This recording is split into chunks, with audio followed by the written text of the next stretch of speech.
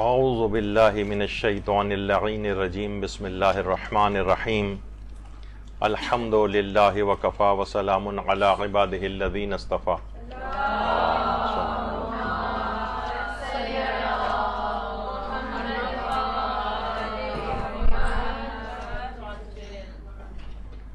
ماہ رمضان المبارک کی آمد ہے اور پوری دنیا میں ہر جگہ استقبال ماہ رمضان کے سلسلے میں محافل اور خطابات کا سلسلہ شروع ہو چکا ہے.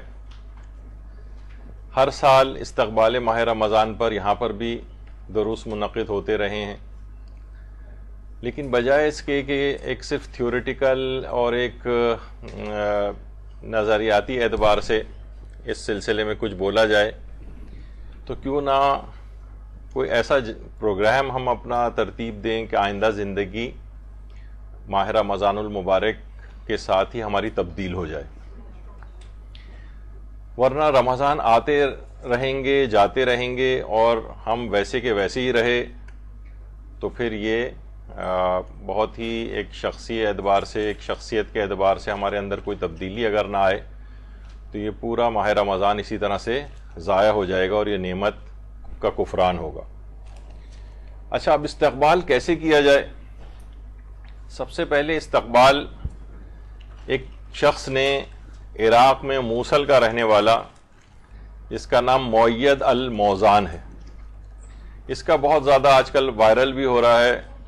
اس نے اس طرح سے استقبال ماہ رمضان المبارک کیا ہے کہ اس کی ایک موصل جو شہر ہے عراق کا، وہاں پر ایک کریانے کی دکان ہے، یہی جو عام طور پر جو گروسری سٹور ہوتا ہے وہ اس کی دکان ہے. تو اس نے کہا کہ میں استقبال ماہ رمضان اس طرح سے کروں گا کہ خدا کی قربت کی خاطر قربتاً اللہ میں اپنے تمام وہ افراد جو سال بھر میں مجھ سے ادھار کے اوپر لے جاتے رہے ہیں سامان، میں ان کا جو رجسٹر یہ سب نظر آتش کرتا ہوں اور ان کا سارا حساب ختم کرتا ہوں اللہ کی قربت کی خاطر.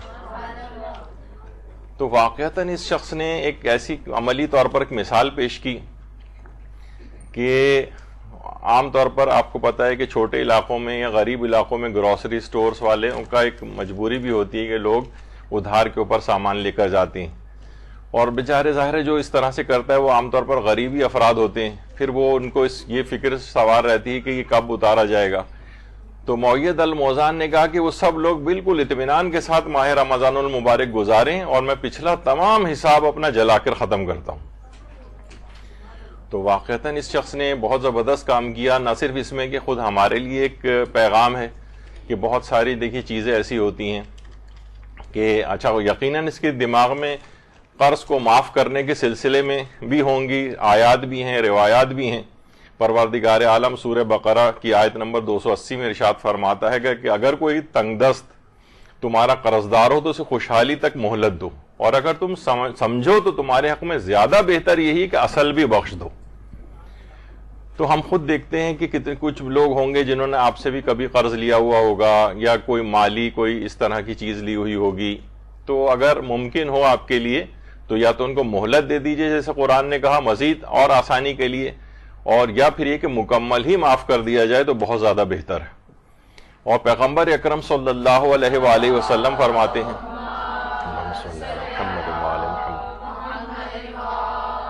کہ جو کوئی اپنے قرض دار کو مہلت دے یا اس کا قرض معاف کرے تو خدا اسے قیامت کے دن عرش کے زیر سایہ رکھے گا. اور اسی طرح سے یہ بھی پیغمبر اکرم نے فرمایا کہ جو شخص اپنے مومن بھائی کو قرض دیتا ہے تو خدا اسے ہر درہم کے بدلے کوہ احد، کوہ رضوان یا جسے کوہ رضوی جو مدینے اور مکے کے درمیان میں ایک پہاڑ ہے، اور کوہ سینا، طور سینا جس کو کہا جاتا ہے جہاں مصر میں، جہاں کہ حضرت موسیٰ تشریف لے گئے تھے پروردگار سے ملاقات کے لیے، تو ان تینوں پہاڑوں کے برابر اس کو نیکیاں عطا فرماتا ہے. اور قرض لینے میں نرمی کرے تو ایسا شخص پل صراط سے بجلی کی تیزی کے ساتھ گزر جائے گا. تو یہ ان کی نگاہ میں چیزیں ہیں. اور یہ بھی امیر المومنین علی ابن ابی طالب علیہ السلام فرماتے ہیں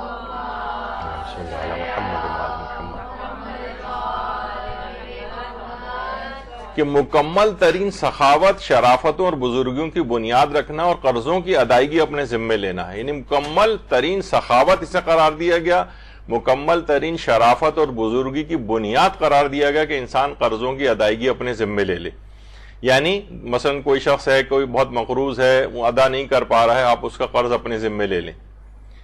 تو کتنی ہی چیزیں دیکھیے اس طرح سے اگر آپ دیکھیں تو ہم اس طرح سے بھی ایک طریقہ کار ہو سکتا ہے کہ ہم رمضان کا استقبال کریں.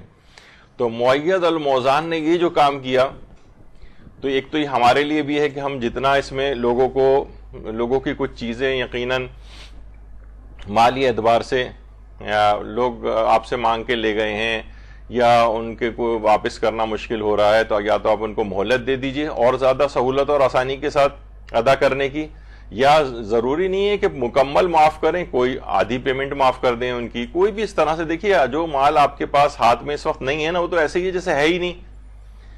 تو کیوں نہ اس طرح کے اموال کو اللہ کی راہ میں اس انداز سے دینے کا بھی انسان اگر طریقہ کار اپنائے تو ایک بہترین استقبال رمضان ہوگا. اچھا, صرف یہ مالیات سے ریلیٹڈ ہی نہیں, اب ہم آگے بڑھ کے کہتے ہیں کہ مؤید الموزان تو ظاہر ایک دکاندار ہے, اس سے آگے بڑھ کر بہت سارے اور کھاتے بھی ایسے ہم نے لوگوں کے کھول رکھے ہیں. مثلا کسی نے ہمیں بہت برا بھلا کہا ہے, اب بغض, کینے, حسد, ان کے بھی بہت سارے کھاتے ہم نے کھولے ہوئے ہیں. یہ بھی استقبال ماہ رمضان میں ان کو بھی جلا دیجیے, معاف کر دیجئے لوگوں کو. بہت سارے لوگ ہوتے ہیں نا, آپ کو بڑا پریشانی ہوتی ہے کہ ان لوگوں نے ہمارے ساتھ ہمیں بہت نقصان پہنچایا ہے, ان کے لیے دل میں غم و غصہ پایا جاتا ہے, یہ ہمارے خلاف ہے فلاں خاتون یا فلاں صاحب. رشتہ داروں کے اندر کتنی ناچاکیاں آپس میں چل رہی ہوتی ہیں اور اندر دلوں کے اندر جو ہے کدورتیں ہوتی ہیں. ان سب کھاتوں کو بھی ختم کر دینا چاہیے, فقط مالیات سے ریلیٹڈ نہیں. تو یہ بہترین استقبال ماہ رمضان ہوگا. یہ ابھی سے بیٹھے بیٹھے آپ عہد کر لیں, میں سارے لوگوں کو معاف کرتی ہوں, سارے جتنی لوگوں نے میری غیبتیں کی ہیں میں ان سب پہ اپنی حقوق معاف کرتی ہوں, جنہوں نے میری برائیاں کی ہیں وہ ساری میں معاف کرتی ہوں, قربتاً اللہ. بس پروردگار کے سامنے یہ استقبال ماہ رمضان کا بہترین اسٹیپ ہوگا. یہ فقط صرف مالیاتی سے ریلیٹڈ نہیں ہے, بلکہ ہم اپنی اور بھی بہت ساری اس طرح کی جو چیزیں ہیں اس میں بھی ہم اس کو اپلائی کر سکتے ہیں. دیکھیے, ماہ رمضان ایک ایسا مہینہ ہے, ایک واجب روزوں والا مہینہ ہے, یہ ایک واجب ہے. اور ہمارے چھٹے امام نے پیغمبر اکرم سے ایک روایت نقل کی ہے کہ پروردگار ارشاد فرماتا ہے, اللہم صلی علی محمد وعلی کہ کوئی بھی بندہ واجبات سے زیادہ پسندیدہ عمل کے ذریعے مجھ سے نزدیک نہیں ہوا ہے. یعنی ہم بہت ساری چیزیں دیکھیے ایسی ہیں کہ بہت سے مستحبات کو ہم واجبات سے زیادہ بڑھا دیتے ہیں. یعنی بہت مثلا نماز شب اگر کوئی شخص پڑھ رہا ہے تو اسے بہت عزت کی نگاہ سے دیکھتے ہیں, اور خود بھی اگر پڑھ رہے ہوں تو بڑا ایک فخر و انبساط ہوتا ہے. اور واجب نماز بس ایسی ٹالا ٹولی والا جو ہے وہ معاملہ چل رہا ہوتا ہے. تو پروردگار یہ فرماتا ہے کہ کوئی بندہ واجبات سے زیادہ پسندیدہ عمل کے ذریعے مجھ سے نزدیک نہیں ہوتا. مستحبات خواہ کتنی ہی تاکیدات اور کتنے ہی ثواب کیوں نہ رکھیں, وہ اہمیت میں ایک واجب کے برابر بھی حیثیت نہیں رکھتی اپنی تمام تر عظمتوں کے باوجود. تو انسان یہ سوچے, بعضوں کا دیکھیے کہ جو مستحب روزے رکھے جا رہے ہیں, شعبان کے روزے ہیں, اس سے پہلے رجب کے روزے رکھے گئے تھے, یا عام دنوں میں بھی جو خصوصی تاکیدات والے روزے ہیں, انسان ان کی بڑا اہمیت دے رہا ہوتا ہے. لیکن یہ جو واجب روزے ہیں اس میں جو ہے جیسے جیسے رمضان قریب آتا جاتا ہے ایک دم سے ایک پزمردگی آتی جاتی ہے طبیعتوں کے اندر. جبکہ ائمہ کی سیرتوں میں ہم دیکھتے تھے کہ خوشی سے ان کے چہرے کھلنے لگتے تھے, انتظار کرتے تھے. ہمارے ہاں کیا ہوتا ہے کہ جیسے جیسے رمضان گزرتا جاتا ہے کہ کاؤنٹ ڈاؤن شروع کر دیتے ہیں, بس اب 12 روزے ہی تو رہ گئے, بس اب 10 روزے ہی تو رہ گئے, اس طرح سے. اور وہاں جیسے جیسے ایام گزرتے جاتے تھے امام افسردہ ہوتے چلے جاتے تھے, ائمہ افسردہ ہوتے چلے جاتے تھے. جب ہی ماہ رمضان کو عید اولیاء قرار دیا گیا ہے, اولیاء کی عید, یہاں پر تو یعنی اگر لوگوں کے دلوں کے اندر اگر آپ دیکھیں تو ایک خوشی کا سا ایک احساس اس لحاظ سے نہیں ہو رہا ہوتا, بلکہ ایک خطرے کی گھنٹی کی طرح سے ایک چیز ہو رہی ہوتی کہ بس اب یہ رمضان آئے گا, وہ بڑا مسئلہ اس میں ہو جائے گا. تو بہرحال یہ واجبات والی چیز اس طرح سے. اور اس کے اندر کیا ہے, اس کے فلسفہ کیا بیان کیا گیا, لعلکم تتقون, یہ رمضان کے روزے اس وجہ سے فرض کیے گئے ہیں تاکہ تم متقی ہو جاؤ. یعنی جو لباس تقوی کو کہا گیا قرآن نے کہ وَلِبَاسُ التَّقْوَىٰ ذَلِكَ خَيْرٌ, تقوی کا لباس سب سے بہترین لباس ہے, سب سے بہترین لباس. تو یہ جو ہے یہ لباس تقوی آپ کے جسم کے اوپر, آپ کی روح کے اوپر آ جائے گا, کیونکہ یہ ماہ تقوی ہے. آقا محسن قرطی بہت اچھا جملہ اس متعلق ارشاد فرماتے ہیں، کہتے ہیں یہ کبھی مت کہو کہ زمانہ بہت خراب ہو گیا، میں اس وجہ سے خراب ہو گیا کیونکہ زمانہ بہت خراب ہو گیا، یہ نہ کہو، بلکہ وہ فرماتے ہیں کہ دیکھیے جب ہوا بہت ٹھنڈی چل رہی ہوتی ہے تو ہم کیا کرتے ہیں، ہم نا موٹا لباس پہنتے ہیں تاکہ وہ ٹھنڈک ہمارے اندر اثر نہ کر جائے۔ اگر معاشرہ بہت زیادہ خراب ہو رہا ہے تو اپنے لباس تقویٰ کو آپ موٹا کر کے پہنے نا، بہت اچھی بات کہی انہوں نے۔ مثلا سردیوں میں ہے ہم موٹا لباس پہن کے سردی سے اپنے آپ کو بچاتے ہیں، معاشرہ اگر بہت خراب ہے تو لباس تقویٰ کو آپ موٹا کر کے پہنیں، یعنی زیادہ شدت کے ساتھ عامل ہوں، تقوی میں مزید اضافہ کریں تو یہ معاشرے کی خرابی آپ تک اثر نہیں کرے گی۔ یہی والی چیز ہوتی ہے کہ جب چھوٹا بچہ ہوتا ہے، سردیوں کی آمد ہوتی ہے تو پہلے سے اس کے لیے گرم کپڑے وغیرہ خرید کے رکھے جاتے ہیں، بچوں میں بھی یہی ہے، تو بچوں کو بھی اسی طرح سے لباس تقویٰ موٹا پہنائیے، یعنی ان کو بچانے کے لیے اس طرح کی چیزیں ان سے انجام دلوائیں۔ مثلا ماہ رمضان کے روزے اگر آ رہے ہیں، پورے دن کا نہ رکھوا سکیں چھوٹے بچوں کو تو آپ چند گھنٹوں کا روزہ رکھوا دیں، اس کے بعد ان کو افطار کرا دیں، یعنی کچھ نہ کچھ ان کے اندر بھی اس طرح کا ہی نہیں سمجھیں وہ دبیز اور موٹا کرتے جائیں ان کے لباس تقویٰ کو بھی۔ تو یہ انسان بجائے کہ وہ معاشرے کا رونا روتا ہے کہ زمانہ بہت خراب ہو گیا اس وجہ سے ہم خراب ہو گئے ہیں، تو یہ چیزیں آپ پر اثر نہیں کریں گی جتنا آپ حفاظتی انتظام اپنا کریں گے اور لباس تقویٰ کو دبیز کر کے پہنیں گے۔ اور لباس تقویٰ جو ہے اس کی ظاہری شکل ایک یہ جو آپ حجاب میں مکمل آ رہی ہیں، یہ خود لباس تقویٰ کی ایک ظاہری شکل ہے۔ اس کا مطلب ہے کہ یعنی جو کوئی عورت اگر بے پردہ ہے تو وہ لباس، یہ وہ نہیں کہہ سکتی کہ میں بہت متقی و پرہیزگار ہوں لیکن میں بے پردہ ہوں، نہیں، اس کی ظاہری شکل بھی لباس تقویٰ کی ہوتی ہے، اس کو بھی اپنے آپ کو بہتر کرنا ہوتا ہے۔ تو بہرحال یہ آپ لوگوں کی ایک بڑی خصوصیت ہے کہ لباس مردوں کے لحاظ سے تو چلیں ممکن ہے کہ آپ داڑھی کو ایک لباس تقویٰ کی ایک ظاہری شکل قرار دیں، یعنی ایک ظواہر کے اعتبار سے، ورنہ خالی صرف اس حد تک ہی اسلام محدود نہیں ہے ایک دو چیزوں کے اندر، لیکن جو عورت بھی ایک مکمل حجاب کرتی ہے تو وہ اس لباس تقویٰ کی ایک عملی شکل بن جاتی ہے۔ اچھا دیکھیے ایک اور چیز بھی بڑی اہم ہے، وہ یہ ہے کہ ہم عام طور پر دیکھتے ہیں کہ دین پر ڈھیلے ڈھالے طریقے سے عمل کیا جا رہا ہے۔ ٹھیک ہے نماز ہے تو نماز پڑھ رہے ہیں، لیکن نماز فجر قضا بھی اکثر ہو جاتی ہے، نمازوں کو دیر سے بھی پڑھ رہے ہیں، جھوٹ بول ہی دیتے ہیں کبھی نہ کبھی، غیبتیں بھی ہو جاتی ہیں، تقریبات آ جائیں تو میک اپ وغیرہ کر کے بھی آپ چلی جاتی ہیں، روزے آتے ہیں تو روزے رکھنے شروع کر دیتے ہیں لیکن پھر اس کے فوراً بعد عید میں سارا تقویٰ غائب ہو جاتا ہے۔ تو یہ دین پر اسے کہا جاتا ہے بہت ہی ڈھیلے ڈھالے طریقے سے عمل۔ دیکھیں یہ اسلام کو مطلوب نہیں، اسلام میں مکمل طور پر داخل ہونا ہوتا ہے، سختی جتنی آپ سختی کے ساتھ عامل ہوں گی تو وہ صحیح مسلم اور صحیح مومن کہا جائے گا، یعنی دین پر ایک یہ تمام اس کے ساتھ کہ بس ہر وقت ہمارا وہ کہا جاتا ہے نا کھائی کے بالکل کنارے کنارے چلتے ہیں، پھر لٹک کے نیچے گر جاتے ہیں، پھر گھسٹ کے اوپر آ جاتے ہیں، یعنی بالکل دور رہیں اس رینج سے کہ جس میں آپ حرام کے اندر گرفتار ہوں۔ تو دین پر سختی کے ساتھ عامل ہونے کا اس مہینے کے اندر عہد کرنا چاہیے، اس سے پہلے کہ آپ خود اپنی زندگیوں میں دیکھیں کہاں میں ایسے بالکل ڈھیلے ڈھالے طریقے سے ہم دین کے اوپر عمل کر رہے ہیں، نہیں، سختی کے ساتھ عامل ہوں، سختی کے ساتھ۔ تو یہ ایک بڑی اہم چیز ہے۔ کہا جاتا ہے کہ یہ جو ماہ مبارک رمضان آ رہا ہے یہ نفس امارہ کو کچل دینے کا مہینہ ہے، کچل دینے کا، یہ بہت گولڈن اپورچونٹی آپ کے پاس آ رہی ہے، پھر پورے سال نہیں آئے گی آپ کے پاس، پورے سال انحطاط ہوتا ہے ایمان کا، یعنی کمتر ہوتا چلا جاتا ہے، یہ ایک ہے جس کے اندر آپ یعنی لحاظ سے ایک بوسٹر اس کے اندر لگ جاتا ہے، زیادہ آپ دین کے اوپر عامل ہو کر پورے سال کے لیے انرجی حاصل کرتی ہیں۔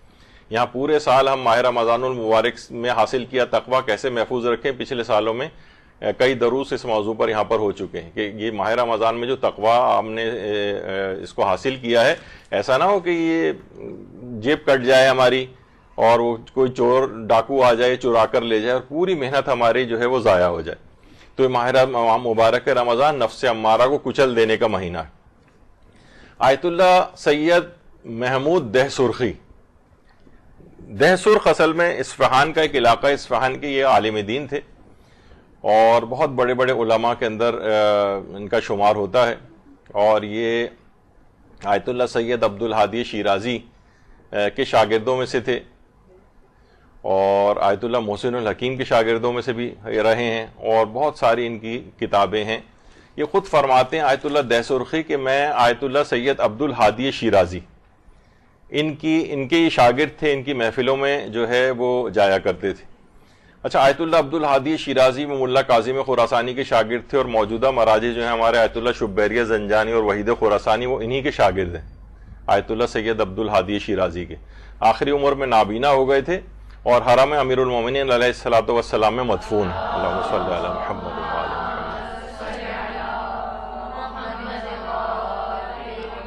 اور کمیونزم کے خلاف ایک فتویٰ بھی انہوں نے دیا تھا آیت اللہ عبد الہادی شیرازی نے، جو بہت مشہور اس لحاظ سے ان کی شخصیت ہے۔ اور یہ وہی شخصیت ہیں جو کہتے تھے کہ اگر آپ کو نمازوں کے اندر خشوع خضوع پیدا کرنا ہے تو ہر نماز سے پہلے السلام علیکہ یا ابا عبداللہ الحسین کہا کریں، تو آپ کی نمازوں کے اندر بہت خشوع خضوع پیدا ہوگا۔ تو یہ فرماتے ہیں آیت اللہ دہ سرخی کہ آیت اللہ عبد الہادی شیرازی کی ہم محفل میں موجود تھے کہ ایک شخص آیا اور ان سے آ کر کہا کہ جنت کو حاصل کرنے کا سب سے آسان طریقہ بتائیے کیا ہے؟ تو انہوں نے کہا کہ اتنا آسان طریقہ ہے، بس صرف ایک قدم اٹھاؤ اور جنت میں۔ وہ شخص حیران رہ گیا، کہا کہ ایسا کون سا طریقہ ہے کہ ایک قدم اٹھانے سے ہم جنت میں پہنچ جائیں؟ انہوں نے کہا ہاں، اپنا ایک قدم اٹھاؤ اور نفس امارہ کے اوپر رکھ دو، اگلا قدم تمہارا جنت میں ہوگا۔ اور یہ مہینہ جو ہے یہ نفس امارہ کو دبانے کا اور کچلنے کا بہترین مہینہ آپ کے پاس آ گیا۔ جنت کو حاصل کرنا اس مہینے میں اس قدر آسان ہے، اس قدر آسان ہے، اس قدر آسان ہے، ایک لوٹ سیل ایک لحاظ سے اس مہینے میں کے اندر لگی ہوئی ہے، اور واقعتاً کہا جاتا ہے کہ بد نصیب ہے، بدقسمت ہے وہ شخص جو اس مہینے کو پائے اور اپنا وہ انجام بخیر نہ کروا سکے۔ تو یہ آیت اللہ عبد الہادی شیرازی فرماتے تھے کہ صرف نفس امارہ کو کچل دینے کے لیے ایک قدم اٹھا کے اس کے اوپر رکھ دو اور اگلا قدم جو ہوگا آپ کا جنت میں ہوگا، کوئی لمبا چوڑا حساب کتاب نہیں۔ آیت اللہ سید محمد حسین طباطبائی آیت اللہ بہجت بھی فرماتے تھے کہ لوگ اتنے مجھ سے عملیات، چیزیں اور یہ سب کچھ آ کر پوچھتے ہیں کہ ہم کیسے حاصل کریں آخرت کو، جنت کو، میں صرف تم سے ایک بات کہتا ہوں اور بس اس کو کہ صرف اور صرف گناہوں سے اپنے آپ کو بچاؤ، گناہوں سے اپنے آپ کو بچاؤ، گناہوں سے اپنے آپ کو بچاؤ، بس بہت آسان ہو جائے گا، کوئی لمبے چوڑے عملیات کی ضرورت نہیں ہے، کوئی لمبی چیزیں اذکار پڑھنے کی ضرورت نہیں ہے، وہ اپنی جگہ وہ ایک فوائد ہیں ان کے، لیکن جنت کو آسانی کے ساتھ حاصل کرنا تمام خلاصہ اگر کر دیا جائے۔ دیکھیے بہت سی چیزیں علماء خلاصہ بھی بتاتے ہیں۔ آیت اللہ مجتبہ تہرانی جیسے کہ فرماتے تھے، کہتے تھے میں نے آیت اللہ بروجردی اور اتنے بڑے بڑے علماء کے انہوں نے نام لیے کہ میں نے سب سے قصب فیض کیا ہے۔ اگر کوئی مجھے ان سے کہے، کوئی مجھ سے پوچھے کہ ان سب لوگوں سے جو آپ نے حاصل کیا اسے فقط ایک جملے میں بتا دیں، تو فرماتے ہیں کہ میں صرف ایک جملے میں بتا سکتا ہوں، وہ یہ ہے کہ نمازوں کو ان کے اول اوقات میں ادا کروں۔ آیت اللہ مجتبہ تہرانی فرماتے تھے۔ تو یہ ان لوگوں کی زندگیوں کے ایک بڑے نادر الفاظ ہیں، چیزیں ہیں جو انہوں نے ایک ایک جملے کے اندر ادا کی ہیں۔ آیت اللہ بہجت فرماتے تھے صرف گناہ نہ کرو۔ وہ کہتے تھے کامیابی، تکامل، معنویات کی پیک کے اوپر جانا چاہتے ہو تو ہر نماز کو اول وقت میں ادا کرو۔ آیت اللہ عبد الہادی شیرازی فرماتے تھے ایک قدم اٹھاؤ، نفس امارہ پہ رکھو اور اگلا قدم جنت میں ہوگا۔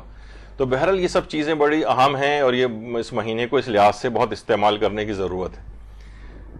مارچ 2019 میں رہبر معظم آیت اللہ خامنئی نے جو درس خارج دیا تھا، فقہ کا جو درس خارج تھا، اس میں ان کے تمام شاگرد بھی جو ہے وہ شریک تھے، اور ماہ رمضان المبارک میں رہبر معظم تقریر فرما رہے تھے اس کی اہمیت پہ، تو فرمانے لگے کہ یہ جو آپ سنتے ہیں کہ یہ ضیافت الہی کا مہینہ ہے، تو فرمایا کہ ضیافت الہی کے مہینے سے مراد کیا ہے؟ کہا یہی مراد ہے کہ یہی جو آپ ماہ رمضان المبارک میں جو روزے رکھ رہے ہیں اور یہ جو آپ اس کے اندر نمازیں آپ پڑھ رہے ہیں، یہ جو آپ اذکار کر رہے ہیں، جو اس میں نماز شب آپ پڑھ رہے ہیں اور جو دیگر نمازیں پڑھ رہے ہیں، یہی ضیافت الہی۔ اس سے مراد کوئی افطاری کی دعوتیں وغیرہ ٹائپ کی چیزیں نہیں ہیں، بلکہ یہی ضیافت الہی۔ اور یہ تلاوت قرآن جو آپ کرتے ہیں، یہ گویا یہ ضیافت یہ چن دی گئی ہے، یہ دسترخوان آپ کے لیے یہ بچھا دیا گیا ہے، ان مہینے کے اندر انہی تمام چیزوں کو آپ کو کرنا ہے۔ تو پھر فرمانے لگے کہ سید ابن طاؤس نے جو کتاب اقبال الاعمال لکھی، اس میں پورے مہینے کے تمام جو 12 مہینے ان کے اعمال اس کے اندر ہیں، اور آیت اللہ بزرگ تہرانی فرماتے تھے کہ ابن طاؤس کی کتاب نہ صرف ایک عام لوگوں کے اوپر ایک احسان ہے بلکہ خود علماء کے اوپر ایک بہت بڑا احسان ہے. انہوں نے پورے 12 مہینوں کے اندر کون کون سے اعمال ہر مہینے کے لحاظ سے انجام دینے وہ سارے کتاب اقبال الاعمال کے اندر ذکر کر دی. رہبر معظم فرماتے ہیں کہ دیکھیے اقبال الاعمال کے اندر کس قدر زیادہ، جب آپ حتیٰ کہ آپ مفاتی بھی کھول کے دیکھتی ہیں، مفاتی کے اندر بھی اکثر جو اعمال ہیں وہ سید ابن طاؤس کی کتاب اقبال الاعمال سے لیے گئے. تو وہ فرماتے ہیں کہ دیکھیے ہمارے لیے بہت مشکل ہے کہ ہم اتنے سارے اعمال جب ہم کھولتے ہیں تو ہمارے لیے کرنا بہت مشکل ہوتا ہے، لیکن لوگ اس کو گھبرا کر بند نہ کر دیں اس وجہ سے کہ اس میں تو اتنے سادہ اعمال لکھے ہوئے نظر آ رہے ہیں کہ کہنے لگے کہ حد عقل کے اوپر تو عمل کرنا چاہیے نا، یعنی منیمم جو آپ کی استطاعت ہو، ایسا نہ ہو کہ آپ بالکل ہی آپ چھوڑ دیں ان کو دیکھ کر. تو یہ فرمایا اور کہا کہ دیکھیے جیسے کہ یہی ہے، خاص طور پہ کہا کہ دیکھیے جس وقت یہ مثلا دن جب نکل آتا ہے تو ظاہر ہے لوگوں کو اپنے ڈیوٹیز پہ جانا ہوتا ہے، طالب علموں کو پڑھنے کے لیے جانا ہوتا ہے، خواتین اپنے کچھ گھریلو امور کے اندر مصروف ہو جاتی ہیں، تو لوگوں کے پاس بہرحال ایک عذر ہوتا ہے کہ اس موقع پہ تو ہم اپنی عبادت کو انجام نہیں دے سکتے. تو رہبر معظم نے فرمایا کہ دیکھو اگر یہ والا جو ٹائم ہے نا، خاص طور پر یہ جو سحر خیزی کا وقت ہوتا ہے، جب آپ سحری کے لیے اٹھتی ہیں، اس سے لے کر نماز فجر تک کا جو وقت ہوتا ہے، یہ اچھا خاصا آپ کے پاس 1-1.5 گھنٹے کا ٹائم عموماً اس میں ہوتا ہے. تو فرمایا کہ اس کو اویل کرنا چاہیے، یہ بہت ہی اہم ہے. اس میں نماز شب آپ پڑھ سکتی ہیں، نافل فجر آپ پڑھ سکتی ہیں، دیگر مستحب نمازیں آپ پڑھ سکتی ہیں، دعائے سحر آپ پڑھ سکتی ہیں، کتنی سحر کی جو دیگر اور دعائیں ہیں. یعنی اس والے ٹائم کو، کیونکہ دن بھر تو آپ کا نا بڑا مصروف گزرے گا، افطار کے بعد اب انٹا غفیل ہو کے آدمی کا پیٹ بھرا ہوا ہوتا ہے اور اس کو نیند سوجی ہوئی ہوتی ہے اور اعضاء و جوارح واجب نماز کے لیے نہیں اٹھ رہے ہوتے، تو اس کے بعد کہاں وہ مستحب نمازیں پڑھے گا. یہ والا ٹائم اس وقت بڑا بیسٹ ٹائم ہوتا ہے کہ اس میں 1 گھنٹہ پہلے وہ اٹھ جائے. خواتین بھی ہیں وہ صرف سحریوں کے لامتناہی پکانے کے سلسلوں کو تھوڑا سا ذرا وہ پہلے سے اس کے انتظام کر کے تو اپنے وقت کو بچائیں اور کچھ نہ کچھ وہ بھی اپنی عبادات کے لیے وقت کو رکھیں. ایسا نہ ہو صرف افطاریوں میں اور سحریاں پکانے کے اندر ہی پورے وقت کو آپ نے لگا دیں. وہ خود بھی یقیناً بہت اچھا ایک باعث ثواب کام ہے، لیکن سارا وقت نہ اس کے اندر گنوا دیں آپ. تو فرمایا کہ یہ والا ٹائم خصوصیت کے ساتھ بہت اہمیت والا ٹائم ہے. دیکھیے عبادت کے لیے اپنے آپ کو فارغ کرنا پڑے گا. چھٹے امام ہمارے امام جعفر صادق علیہ الصلوۃ والسلام فرماتے ہیں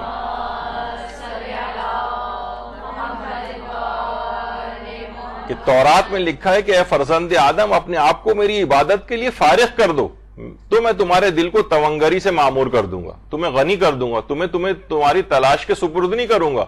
یعنی تمہارے پاس خود ہی رزق چل کر آ جائے گا، تم اپنے آپ کو عبادت کے لیے فارغ تو کرو. مجھ پر لازم ہو جاتا ہے کہ میں تمہارے فاقوں کا سد باب کروں اور تیرے دل کو اپنے خوف سے بھر دوں.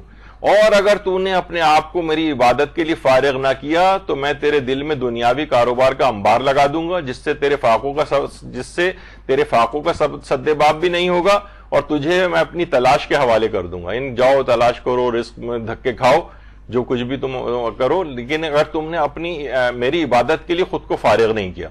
دیکھیے ان تمام رمضان المبارک میں اپنے آپ کو نا ٹائم نکالنا ہے عبادات کے لیے. یعنی یہ والا مہینہ بھی ایسے ہی نکل گیا ٹی وی کو دیکھتے ہوئے ادھر ادھر. اس کے اندر فوراً ابھی گیم شوز شروع ہو جائیں گے، پتہ نہیں کون کون سی اس طرح کی چیزیں. افطار کے فوراً بعد لوگ پہلے کچھ نہ کچھ تلاوت قرآن سب کر لیتے تھے، اب یہ ٹی وی کو کوشش کریں بند ہی کر دیں اس کے بعد. یعنی آپ کا سارا وقت کھا جائے گا بے تحاشا موسیقی، بے ہنگام فلاں اس طرح کی چیزیں. اور اپنے آپ کو عبادت کے لیے کچھ وقت کو نکال کر آپ فارغ کریں. اس وقت یہ اپنا واٹس ایپ یہ وہ ساری چیزیں فیس بک سب بند کر دیں، اور ورنہ یہ آپ کا جو ہر وقت جو اس کے اندر بیل بھی بند کر دیں اس کی، ورنہ یہ ٹڑنگ ٹڑنگ جو اس کے اندر ہوتی رہتی ہے آپ کا واقعتاً آپ کو متوجہ کر کے اپنی طرف کھینچ لیتی ہے، عبادات سے آپ کو ہٹا دیتی ہے جتنے بھی اس کے اندر یہ سب آوازیں بج رہی ہوتی ہیں.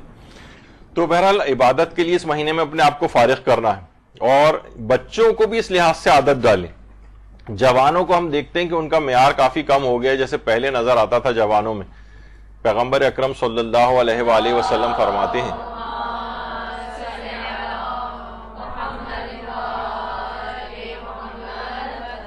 کہ وہ عبادت گزار جس نے بچپن ہی سے عبادت کو اپنایا ہو، اس کی فضیلت اس بوڑھے پر کہ جس نے بڑے ہونے کے بعد عبادت کو اپنایا ہے ایسی ہے جیسے مرسلین کو باقی لوگوں پر فضیلت ہوتی. یعنی سوچیں کتنا زیادہ، یعنی بچپن سے جس نے عبادت کو اپنایا ہو. تو بچوں کو شروع سے ہم عام طور پہ دیکھتے ہیں بڑے بوڑھے بزرگ وہ اپنا لگے ہوتے ہیں, بچے اپنا ادھر ادھر نہیں, ان کو اپنے ساتھ ملائیں, ساتھ لے کر جائیں, ان کو عبادت میں کوئی نہ کوئی انسینٹیوز دے کر اپنے ساتھ آپ عبادت نماز کے لیے کھڑا کریں, روزے کے وقت پہ اس کو اٹھائیں, چاہے وہ چند گھنٹے کا ہی روزہ رکھے, چاہے کچھ نہیں تو کم سے کم سحری کے وقت ویسے ہی اس کو اٹھا دیں کہ کچھ آپ کے ساتھ اٹھ کر کچھ سحری ہی کر لے. افطار کے وقت تو آپ کو پتہ ہے کہ سبھی لوگ جو بالکل بلکہ جو روزے رکھتے ہی نہیں ہیں, سب سے زیادہ افطاری کا اہتمام آپ کو پتہ ہے کہ وہ انہی کے ہاں ہوتا ہے. وہ کہتے ہیں اب اتنے بھی ہم کافر نہیں ہیں کہ افطاری بھی نہ کریں کم سے کم. تو بہرحال تو بچپن اور جوانی کے عالم میں جو بھی عبادت کو اپنائے گا اس کی فضیلت اس قدر زیادہ ہے جیسے مرسلین کو باقی لوگوں کے اوپر ہوتی ہے. یعنی انبیاء کو اس طرح عام لوگوں پر فضیلت ہوتی ہے, اس طریقے سے اس فرد کو حاصل ہوگی کہ جو کہ بچپن اور جوانی سے عبادت کے لیے وقت نکال رہا ہو. اور بچوں کے لحاظ سے بھی ہے کہ حضرت یوسف نے اپنے مادری بھائی کو دیکھا تھا تو پوچھا تھا کہ میرے بعد تم نے کس سے شادی کی ہے؟ انہوں نے کہا کہ والد نے شادی کا حکم دیا تھا اور یہ فرمایا تھا, یعنی حضرت یعقوب نے اپنے بیٹوں سے کہا تھا اگر تم ایسا بیٹا پیدا کرو جو خدا کی تسبیح سے زمین کی پیٹھ کو بوجھل کرے تو اس کام کو انجام دو. یعنی نیت یہ ہو کہ میں ایک عبادت گزار اولاد پیدا کروں جو اللہ کی تسبیح کرے, اللہ کی عبادت کرے. تو بچوں کو صرف پیدا کر کے اور بس یہ موبائل فونوں اور ٹی وی اور ان کے سپرد نہیں کر دینا چاہیے, بلکہ ان کو مختلف طریقہ کار جو ہم نے یہاں پہ تربیت اولاد کے اصولوں پہ جو لیکچرز لیے تھے تو اس کے اندر بھی یہ والی چیزیں آئی تھیں کہ اولاد کو عبادت گزار بنانے کے طریقے کیا ہیں.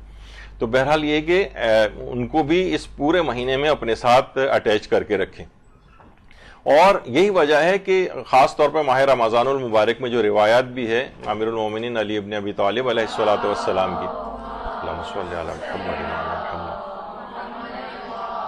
کہ ماہ رمضان المبارک میں بلا ضرورت سفر نہ کرو. اس پہ علماء نے آپ دیکھیے توضیح المسائل کے اندر بھی اس پہ فتاوے دیے ہوئے ہیں کہ ماہ مبارک رمضان میں سفر کرنا مکروہ ہے.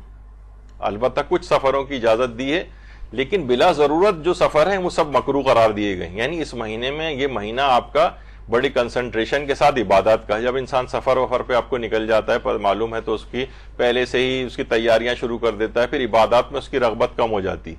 تو بلا ضرورت سفر نہ کرو سوائے کون سے سفر کے, مثلا سفر زیارات ہے وہ اس میں مکروہ نہیں. اسی طریقے سے مثلا حج کا سفر ہے, بہت سے لوگ اس پہ بھی پریشان ہوتے ہیں کہ بھئی رمضان میں حج کہاں سے آ گیا. یہ تو اب ہمارے پاس کیونکہ جہازوں کی سہولت ہے اس وجہ سے ایسا ہوتا ہے نا, ورنہ تو ویسے تو شوال سے ہی جو ہے وہ حج کے مہینے شروع ہو جاتے ہیں. شوال, ذیقعد, ذی الحج یہ تینوں مہینے حج کے مہینے کہلاتے ہیں. تو اس میں بھی انسان عمرہ تمتع کر کے وہاں پر چلا جائے اور اس کے بعد وہیں رہے حج تک. یہ بھی اس طرح سے بھی کر سکتا ہے. اب تو خیر ویزوں کے مسائل ہوتے ہیں لیکن یہ بھی اس طرح سے ہے. تو ماہ مبارک رمضان میں یہ ہے, یا مثلا چلیں کوئی ویسی اس کی ضرورت ہے, علاج کے لیے کہیں جانا پڑ رہا ہے, کوئی بہت ضروری تعلیمی سفر کے لیے اس کو جانا پڑ رہا ہے, یعنی جو واقعتاً عذر شمار ہو, یا مثلا جہاد کے لیے جانا پڑ رہا ہے, علماء نے اس کی مثالیں دی ہیں. ورنہ بلا ضرورت سفر نہ کریں بہت سے, اور وہ بھی خاص طور پہ کس لیے, یعنی روزے سے بچنے کے لیے. بہت سے لوگ یہی کرتے ہیں کہ بھئی رمضان المبارک ہمارے لیے بڑا مسئلہ ہوا ہے تو ایسا کرتے ہیں 10 روز کا اگر کہیں بھی کوئی سفر اختیار کر لیا جائے تو جائز بھی ہے, البتہ کراہیت ہے. بلکہ کچھ علماء کہتے ہیں کہ 23 رمضان گزرنے کے بعد پھر یہ کراہیت کم ہو جاتی ہے, لیکن آقا سستانی فرماتے ہیں کہ کراہیت پورے ماہ مبارک رمضان میں ہے. بلا ضرورت روزے سے بچنے کے لیے سفر کرنے کی جو کراہیت ہے یہ پورے ماہ رمضان میں مطلق طور پر ہے. تو بہرحال یعنی اس میں یہ ہے کہ یعنی کیوں سفر کو مکروہ قرار دیا جا رہا ہے سوائے چند ایک اسفار کے, کہ یہ اس میں آپ عبادت کے لیے اپنے وقت کو نکالیں, اپنا کوئی ٹائم سلاٹ کوئی مقرر کریں کہ مجھے اتنا نماز پڑھنی ہے, مجھے اتنی دعائیں پڑھنی ہیں یا اذکار پڑھنے ہیں. پورے سال کے لیے توانائی لینے کا مہینہ ہے. تو علماء نے اس میں پھر مختلف فتاوے دیے ہیں کہ جان بوجھ کر سفر, جو بھی میں نے آپ کے سامنے ساری چیز پیش کی.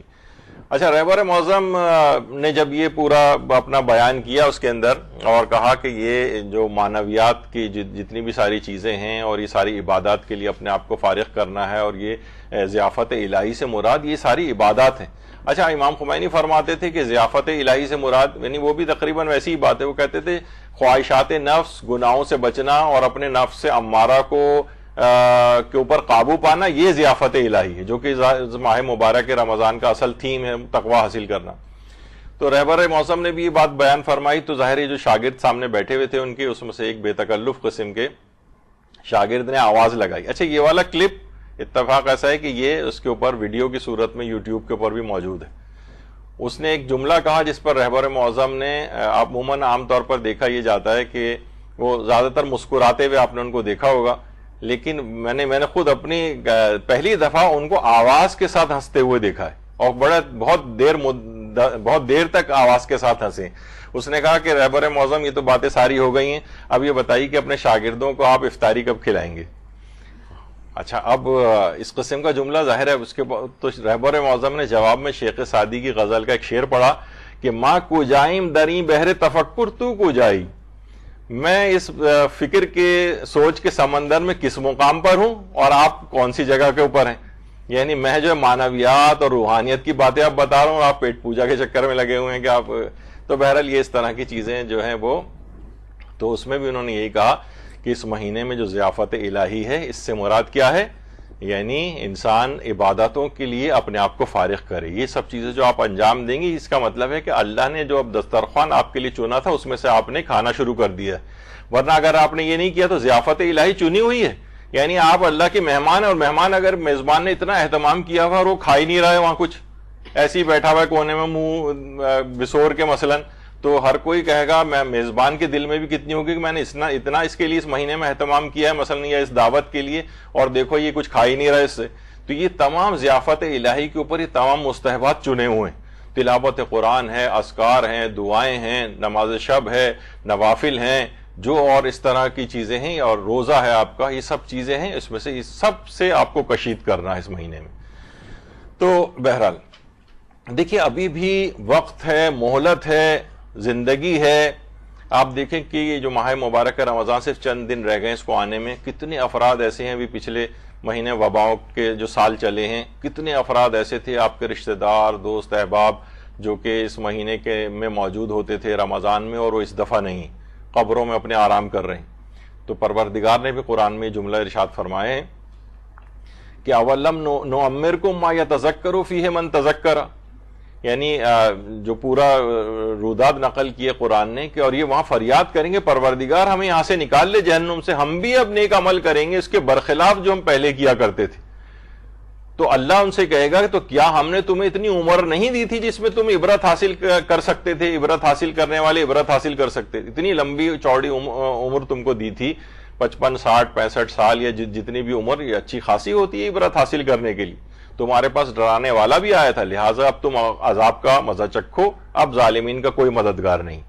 یعنی اس وقت یہ والی ساری ہمیں چیزیں اپنی یاد آئیں گی کہ ساری عمر تو ہم یہ صرف ٹی وی اور یہ فضولیات کے اندر پوری ضائع کر کے آ گئے، اب جب جہنم میں پہنچ جائیں گے تو اس کے بعد پھر پریشان ہوں گے، کہیں گے، دعائیاں دیں گے پروردگار واپس بھیج دیں، ہم دوبارہ جا کر عمل کریں گے۔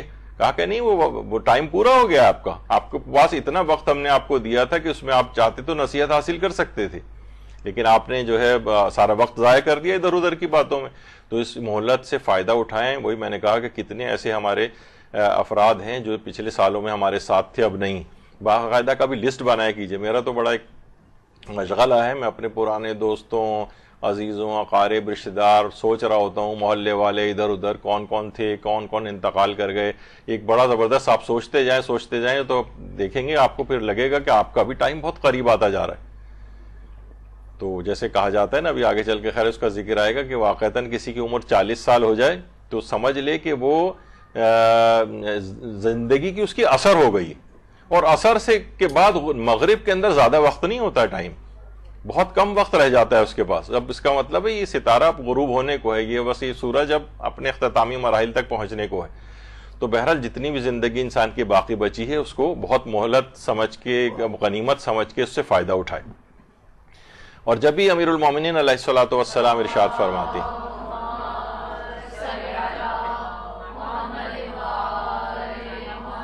کہ یہ 2 مہینے جو ہیں، ماہ شعبان اور ماہ مبارک رمضان، یہ خدا کی مغفرت کی طرف لوٹنے کے مہینے، یعنی انسان توبہ کر کے پروردگار کی طرف واپس آ سکتا ہے۔ یعنی یہ جو پٹا اپنا توڑا کے ہم پروردگار سے پورے مہینوں کے اندر بھاگے ہوئے ہوتے ہیں. یہ شعبان اور رمضان کے اندر ہم توبہ کر کے دوبارہ پروردگار کے پاس آ سکتے ہیں. اللہ کی طرف دوبارہ رجوع کے مہینے ہیں. اس میں بھی ہم وہ پرانے مہینوں والی ڈگر پہ رہے اور کوئی ایسی خاص تبدیلی اس کے اندر نہیں آئی تو بہت بڑا اپنا ایک نقصان کیا. اور اس میں خاص طور پہ ایک چیز اور بھی کرنی چاہیے کہ جو کہ دعائے کمیل کے بھی جملے ہیں کہ یا رب قو علی خدمت کا جوارحی، اے پروردگار اپنی خدمت کے لیے میرے اعضاء و جوارح کو مضبوط کر دے. دیکھیے اس کے اندر بھی بہت ساری چیزیں کہ انسان جب تبلیغات میں ہوتا ہے نا تو دیکھیے بہت سارے، میں خواتین کے اعتبار سے بھی دیکھتا ہوں، زیادہ ہمارا اس طرح سے واسطہ رہتا ہے کہ جناب غذائیں ٹھیک نہیں ہیں زیادہ تر خواتین کی. ابھی بھی میں آپ کے اگر مثلا خون کے سیمپل یہاں پہ لیے جائیں تو اکثر اینیمک نکلیں گی آپ میں سے، یعنی میں واقعتاً بتا رہا ہوں خون کی کمی ہے. وائٹامن ڈی کے ٹیسٹ کرائے جائیں تو میرا خیال ہے 90% کے وائٹامن ڈی جو میں ڈیفیشنٹ آپ ہوں گی، جو ان کے لیول جتنے ہونے چاہیے. یہ سب چیزیں کیا ہیں؟ اگر خون کی کمی ہے، ہر وقت آپ لیتھارجک رہیں گی، سستی طبیعت میں رہے گی، ذرا سا کام نہیں آپ کرنا چاہیں گی تو تھک جائیں گی، بیمار اکثر پڑی رہیں گی، انفیکشنز ہوتے رہیں گے، وائرل انفیکشن ہوتے رہیں گے. اسی طریقے سے وائٹامن ڈی کی کمی ہے، ہڈیوں میں درد ہو رہا ہے، ذرا سا چلنے میں کمزوری ہو رہی ہے، اور اس طرح سے بہت ساری چیزیں ہیں. مثلا تو یہ انسان کو اپنی صحت کے اعتبار سے بھی یہ چیزیں دیکھنی چاہیے کہ اگر آپ کو واقعتاً یعنی بہت ہی پور ڈائٹ ہوتی ہے، عام طور پر کہتے ہیں جناب ہم تو ناشتہ بھی نہیں کر کے آئے ہوئے ہیں، یہاں سے شام 5 بجے کے بعد آپ 6 بجے قریب گھر پہنچتی ہیں، کھانے کا کوئی دوپہر میں ایسا خاص اتنی جلدی سلسلہ نہیں ہوتا ہے. تو یہ کیا ہے؟ یہ سب چیزیں ایڈ ہوتی چلی جاتی ہیں. جب انسان واقعتاً کوئی دین کا خدمت گزار بننا چاہے تو اپنے جسم بھی اس کا جبھی ہے اس کے اندر کہ اپنی خدمت کے لیے میرے اعضاء و جوارح کو مضبوط کر دے. اس وجہ سے نہیں کہ ہم بہت طاقتور ہو جائیں تو ہر ایک کو مارے پیٹے، مثلا نہیں، تیری خدمت دین کی کرنا چاہیں اس کے لیے بھی اعضاء و جوارح مضبوط ہونے چاہیے. ورنہ بیمار پڑے رہیں، کمزوری ہوتی رہے، چکر آتے رہیں اور یہ سب چیزیں ہوں تو اپنی صحت کے اعتبار سے بھی سالانہ ایک چیک اپ اپنا چلے. میں بطور ڈاکٹر بھی بہت سی چیزیں آ جاتی ہیں دماغ میں کہ ہمیں نظر آ رہا ہوتا ہے کہ یعنی یہ سمجھیں جسمانی کمزوریاں جو ہیں یہ مینیفیسٹ کرتی ہیں آپ کی آخرت والی چیزوں پر بھی. حتیٰ کہ آپ اب سے مستحب نمازیں نہیں پڑھی جائیں گی، کمزوری ہو رہی ہے، بیٹھ کے اگر اٹھ رہے ہیں تو جناب چکر سے آ رہے ہیں آپ وہ کہ پھر بیٹھ کے نماز پڑھ لیں یا پڑھیں ہی نہیں، زیادہ تر پھر سستی کی طرف مائل ہوتی ہے طبیعت. تو یہ سب چیزیں ایسی ہیں اگر وہ کوئی شخص واقعی دیکھے کہ بہت کمزور ہوا جا رہا ہے، غذائیت اپنی اچھی کرے تاکہ دین کی خدمت صحیح طور پر ہو سکے. ایک عالم کا کہیں میں پڑھ رہا تھا کہ وہ مختلف مغز اور چیزیں اور ڈرائی فروٹس یہ سب کھاتے تھے، کہتے تھے میں اتنا زیادہ تبلیغی کام مجھے کرنا ہوتا ہے کہ اگر میں اپنے آپ کو جسمانی اعتبار سے اس قابل نہیں رکھوں گا تو یہ مجھے کمزوری ہوتی رہے گی تو میں کیسے دین کی خدمت کروں گا، اتنی کتابیں کیسے لکھوں گا. تو یہ سب بھی چیزیں دماغ میں آپ کے رہیں. اچھا، پھر اس کے بعد دیکھیے ایک اور چیز ہے، وہ بھی ہے کہ آئندہ زندگی کو تبدیل کرنے کے اقدامات جو ہیں ہماری زندگیوں ہم دیکھتے ہیں اسراف بہت زیادہ ہے. یعنی بجائے کہ اسراف کے اندر خرچ کرنے کی، جیسے میں مثلا مثال دوں، گھروں میں اب دیکھتے ہیں اب جب سے جناب یہ فوڈ پانڈا اور یہ پتہ نہیں کیا کیا چیزیں شروع ہوئی ہیں، یقین کیجیے کہ لوگوں کے جو اب ویسے تو مہنگائیوں کے بہت روئے جاتے ہیں اور ہو بھی رہی ہیں، لیکن اس میں کسی چیز کی کوئی کمی نہیں آ رہی ہے. جناب اب ہر کوئی جو بس گھروں میں 20-20 30-30 40-40 50-50 ہزار جو ہے نا صرف اس کا ہی خالی جو ہے وہ آنے لگا ہے بل کے طور پر. تو یہ کیا ہے؟ اپنے یہ اسراف. یعنی اگر کوئی 5,000 ہم سے مانگنے آ جائے تو ہم کہتے ہیں او یہ غریب آدمی 5,000 مانگنے کے لیے آ گیا ہے. کتنے افراد ایسے ہیں کہ 50,000 اگر کسی کا فوڈ پانڈا کا خرچہ ہے اس میں سے 25,000 ہی کم سے کم کر دی تو 5 بچوں کی اسکول کی فیس نکل سکتی، ادا کی جا سکتی. لوگ غریب لوگ بیچارے بہت پریشان ہیں. تو اپنی اگر آپ ویسے کوئی کسی کے پاس سہولت ہے تو اپنے مال سے ویسے خرچ کریں. لیکن یہ کہ اگر اسراف کے اندر وہ خرچ کر رہا ہے تو وہاں سے کٹ ڈاؤن کرے چیزوں کو. آپ دیکھیں گے اپنی زندگی، عمومی زندگی میں کتنی اسراف کے پہلو آئیں گے. مثلا کریڈٹ کارڈ ہے، اب خواتین کے پاس عام طور پر کریڈٹ کارڈ جو ہے وہ شوہروں کے ہوتے ہیں تو پتہ چلا جو ہے وہ لاکھوں روپے سوچتی ہیں شاید یہ فری کی جیسے شاپنگ ہو رہی ہے، اس میں کچھ ادا نہیں کرنا پڑتا، جائیں اور جا کر چیزیں خرید لیں مثلا. تو بہرحال اپنی زندگیوں سے یہ اسراف کو نکالیں اور اس میں دوسروں کو اس میں شامل کریں. جب ہی یہی وجہ ہے کہ دیکھیے ایک فقہی مسئلہ بھی ہمارے یہاں کہ اگر اپنی حیثیت اور شان سے بڑھ کر کسی چیز میں خرچ کیا ہو اور اسراف کیا ہو تو اس مال کو خرچہ اسلام شمار نہیں کرتا ہے اور اس کا خمس ادا کرنا بھی ضروری. خمس ادا کیا جائے گا، یعنی بشرطے کہ وہ فقہی اعتبار سے وہ چیز اسراف کے اندر آئے. تو ہم یہ دیکھتے ہیں کہ عام طور پر یعنی زندگیوں میں ویسے اسراف کے بالکل فرنیچر صحیح ہے، لیکن کیا ہے کہ جناب لاکھوں روپے نئے فرنیچر پہ جو ہے خرچ کیے جا رہے ہیں. مثلا گھر بالکل صحیح ہے لیکن ہر سال زبردستی اس کو رینوویٹ کرایا جا رہا ہے اور لاکھوں لاکھ روپیہ اس کے اوپر جو ہے لگایا جا رہا ہے. تو اگر ہم اس میں سے کوئی چیز کو کم کریں اور یہ لوگوں کے اوپر خرچ کریں تو حقیقتاً یہ ہوگا کہ واقعی دیکھیں اس نے تو اپنا قرضہ معاف کیا تھا معید الموزان نے. تو لیکن یہ کہ دوسرا آگے بڑھ کر ہے کہ ہم نے چلیں کسی کو قرضہ نہیں دیا اول تو آگے سے بڑھ کر خرچ کریں. یہی اس ماہ مبارک رمضان میں اس کو اپنی زندگی کو تبدیل کرنے کا ایک لاہے عمل ہوگا. زندگیوں میں سے کم اسراف کو کم کریں. اچھا دیکھیے جیسے ہی اس مہینے کے اندر کی خصوصیت یہ ہے کہ آپ کے اندر نیکیوں کے بہت سارے جذبے پیدا ہوں گے. ہمارے 5ویں امام محمد باقر علیہ الصلوۃ والسلام فرماتے ہیں کہ جو بھی کسی کار خیر کا ارادہ کر لیتا ہے تو اسے بہت جلدی کرنا چاہیے، کیونکہ جس کام میں بھی تاخیر واقع ہو جاتی ہے نا اس میں شیطان کو دخل اندازی کا موقع مل جاتا ہے. اور ابھی جو میں نے اس سے پہلے کہا تھا نا کہ یہ جو جسمانی اعتبار سے جو کمزوریاں کمیاں اور یہ سب کچھ ہوتی ہیں، پتہ چلا جناب اکثر کے خواتین کے تھائرائیڈ کے بھی پرابلمز ہوتے ہیں، اس میں بھی اسی کم و بیش اسی طرح کی کمزوریوں کا احساس، بس وہ سوچتے ہیں کہ بس ہماری طبیعت میں سستی بہت آ گئی ہے. بھائی وہ جسمانی اعتبار سے بہت ساری چیزیں تو بہت نیکیوں کے آپ ارادے بھی کرتی ہیں نا، تو جسم میں اتنی طاقت ہی نہیں ہوتی کہ اس کو عمل پیرا ہوں اس پہ، اور ڈیلے آ جاتا ہے تو شیطان کو اپنا کام دکھانے کا موقع مل جاتا ہے. جب بھی کہا جاتا ہے نا صدقہ فوراً دے دو، جیسے ہی دماغ میں خیال آئے، ورنہ ہزاروں شیطان ہاتھ سے آ کر چمٹ جائیں گے اور تمہیں نہیں دینے دیں گے. تو نیکی کا جیسے ہی کوئی ارادہ اگر آپ کے دل کے اندر پیدا ہو، فوری طور پر اس پہ عمل کر ڈالی. سوچ بچار ادھر ادھر آئیں دائیں بائیں دیکھنا اور وقت کو نکالنا، اس کا مطلب ہے کہ وہ کام آپ سے نہیں ہو سکے گا. فوراً عمل کیجئے اس کے اوپر. اب دیکھیے بہت سے لوگ کس طرح سے کرتے ہیں. اب یہ ایک ہماری پوسٹ ہم نے ایک دفعہ لگائی تھی، میں آپ کو بتا رہا ہوں لوگ کیسے عمل کرتے ہیں ان چیزوں پر، کہ چھٹے امام جعفر صادق علیہ الصلوۃ والسلام فرماتے ہیں کہ جو شخص اپنے بھائی کو سردی یا گرمی کا لباس پہنائے گا، خدا پر بھی حق بن جاتا ہے کہ اسے جنت کے کپڑے پہنائے، اس پر موت کی سکرات کو آسان کرے، اس کی قبر کو اس کے لیے کشادہ کرے. جب وہ قبر سے باہر آئے تو فرشتے اس سے خوشخبری کے ساتھ ملاقات کریں.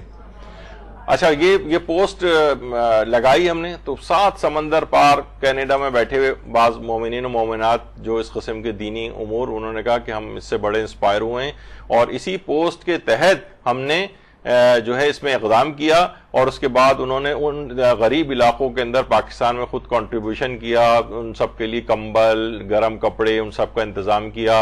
اور یہ تو بہت میں نے بہت مختصر سا ایک تصویر، کیونکہ ان کی اتنی زیادہ اس سلسلے میں کام اس کے بعد شروع ہوئے کہ وہ میں یہاں بیان ہی نہیں کر سکتا، پورا گھنٹوں لگ جائیں گے صرف وہ تصویریں دکھانے میں جو ان لوگوں نے کیا ہے. کیا ہے کہ صرف ایک امام کی حدیث پڑھ کر اور اتنا اپنے اوپر اثر لیا کہ ہم لوگ تو یہیں پر اسی ملک میں انہی جگہوں پر موجود ہیں، لیکن وہ اتنی دور بیٹھے ہوئے انہوں نے ان لوگوں کا اتنا زیادہ خیال کیا کہ باقاعدہ اپنی جو بھی گروپ ہے ان کا انہوں نے آپس میں کنٹریبیوٹ کیا اور ان علاقوں کے اندر اس حدیث پر عمل کرتے ہوئے.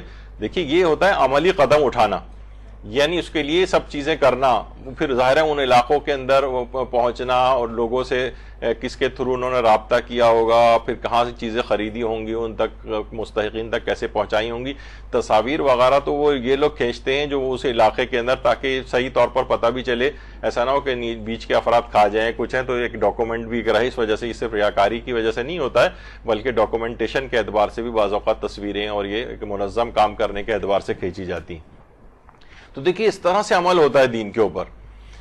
اور یہ جنتی گروہ میں شامل ہونے کا ایک نسخہ ہے جو ہمارے چھٹے امام نے بتایا کہ پروردگار عالم نے ہمارے غریب و نادار شیعہ افراد کی مدد کے لیے گروہ کو پیدا کیا ہے کہ جنہوں نے ان غریب افراد کی مدد کے نتیجے میں ان کو جنت ملے گی. اگر چاہتے ہو کہ اس گروہ میں شامل ہو جاؤ تو ایسے ہی بنو، غریبوں کی مدد کرو. جاؤ دیکھو آج کل لوگ کتنا زیادہ جتنا زیادہ پہلے لوگ اس سلسلے میں پریشان نہیں تھے، جو ایک دم سے جو ایک مہنگائی کا ایک سیلاب آیا ہے تو اس کے اندر افراد کو بہت زیادہ اس میں کمک کی ضرورت ہے. بہت سے لوگ بہت زیادہ پریشان ہیں، سفید پوش افراد.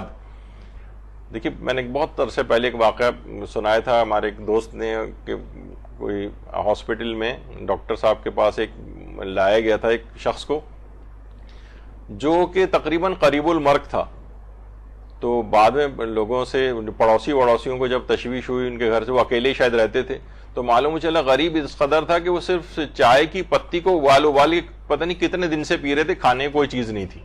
تو ڈاکٹر صاحبان نے بھی کہا کہ بھائی یہ اس طرح سے آپ لائیں, آپ کو کھلانا چاہیے تھا. تو انہوں نے کہا ڈاکٹر صاحب ہمیں پتا ہوتا تو ہم روزانہ اس کو کھانا دیتے, لیکن یہ شخص بتاتا ہی نہیں تھا, اس نے کسی کو بتایا ہی نہیں کہ میں اس قدر غربت کے عالم میں ہوں. تو بعض اوقات ہمیں خود بھی پہنچنا چاہیے ایسے افراد تک, اپنے خاندان والوں میں, اقارب میں, عزیز و رشتہ داروں میں. انسان زیادہ اس کے اندر فراڈ کا امکان بھی نہیں ہوتا ہے, یعنی انسان ان کی کیفیات اور ان کی اس سے واقف ہوتا ہے کہ ہاں واقعی یہ لوگ ان کی مالی حیثیت اتنی نہیں ہے تو یقیناً یہ پریشانی کے عالم میں ہوں گے, اگرچہ وہ ذکر نہیں کر رہے ہیں. یہ نہیں کہ ہمیشہ لوگ ہاتھ پھیلا کے آپ کے سامنے اپنی پوری عزت لا کے رکھ دیں, اس کے بعد ہم اس میں سے چند سو روپے ان کو دے دیں اور خریدار بن جائیں ان کی عزت کے. نہیں, خود ان تک اپروچ کریں آپ.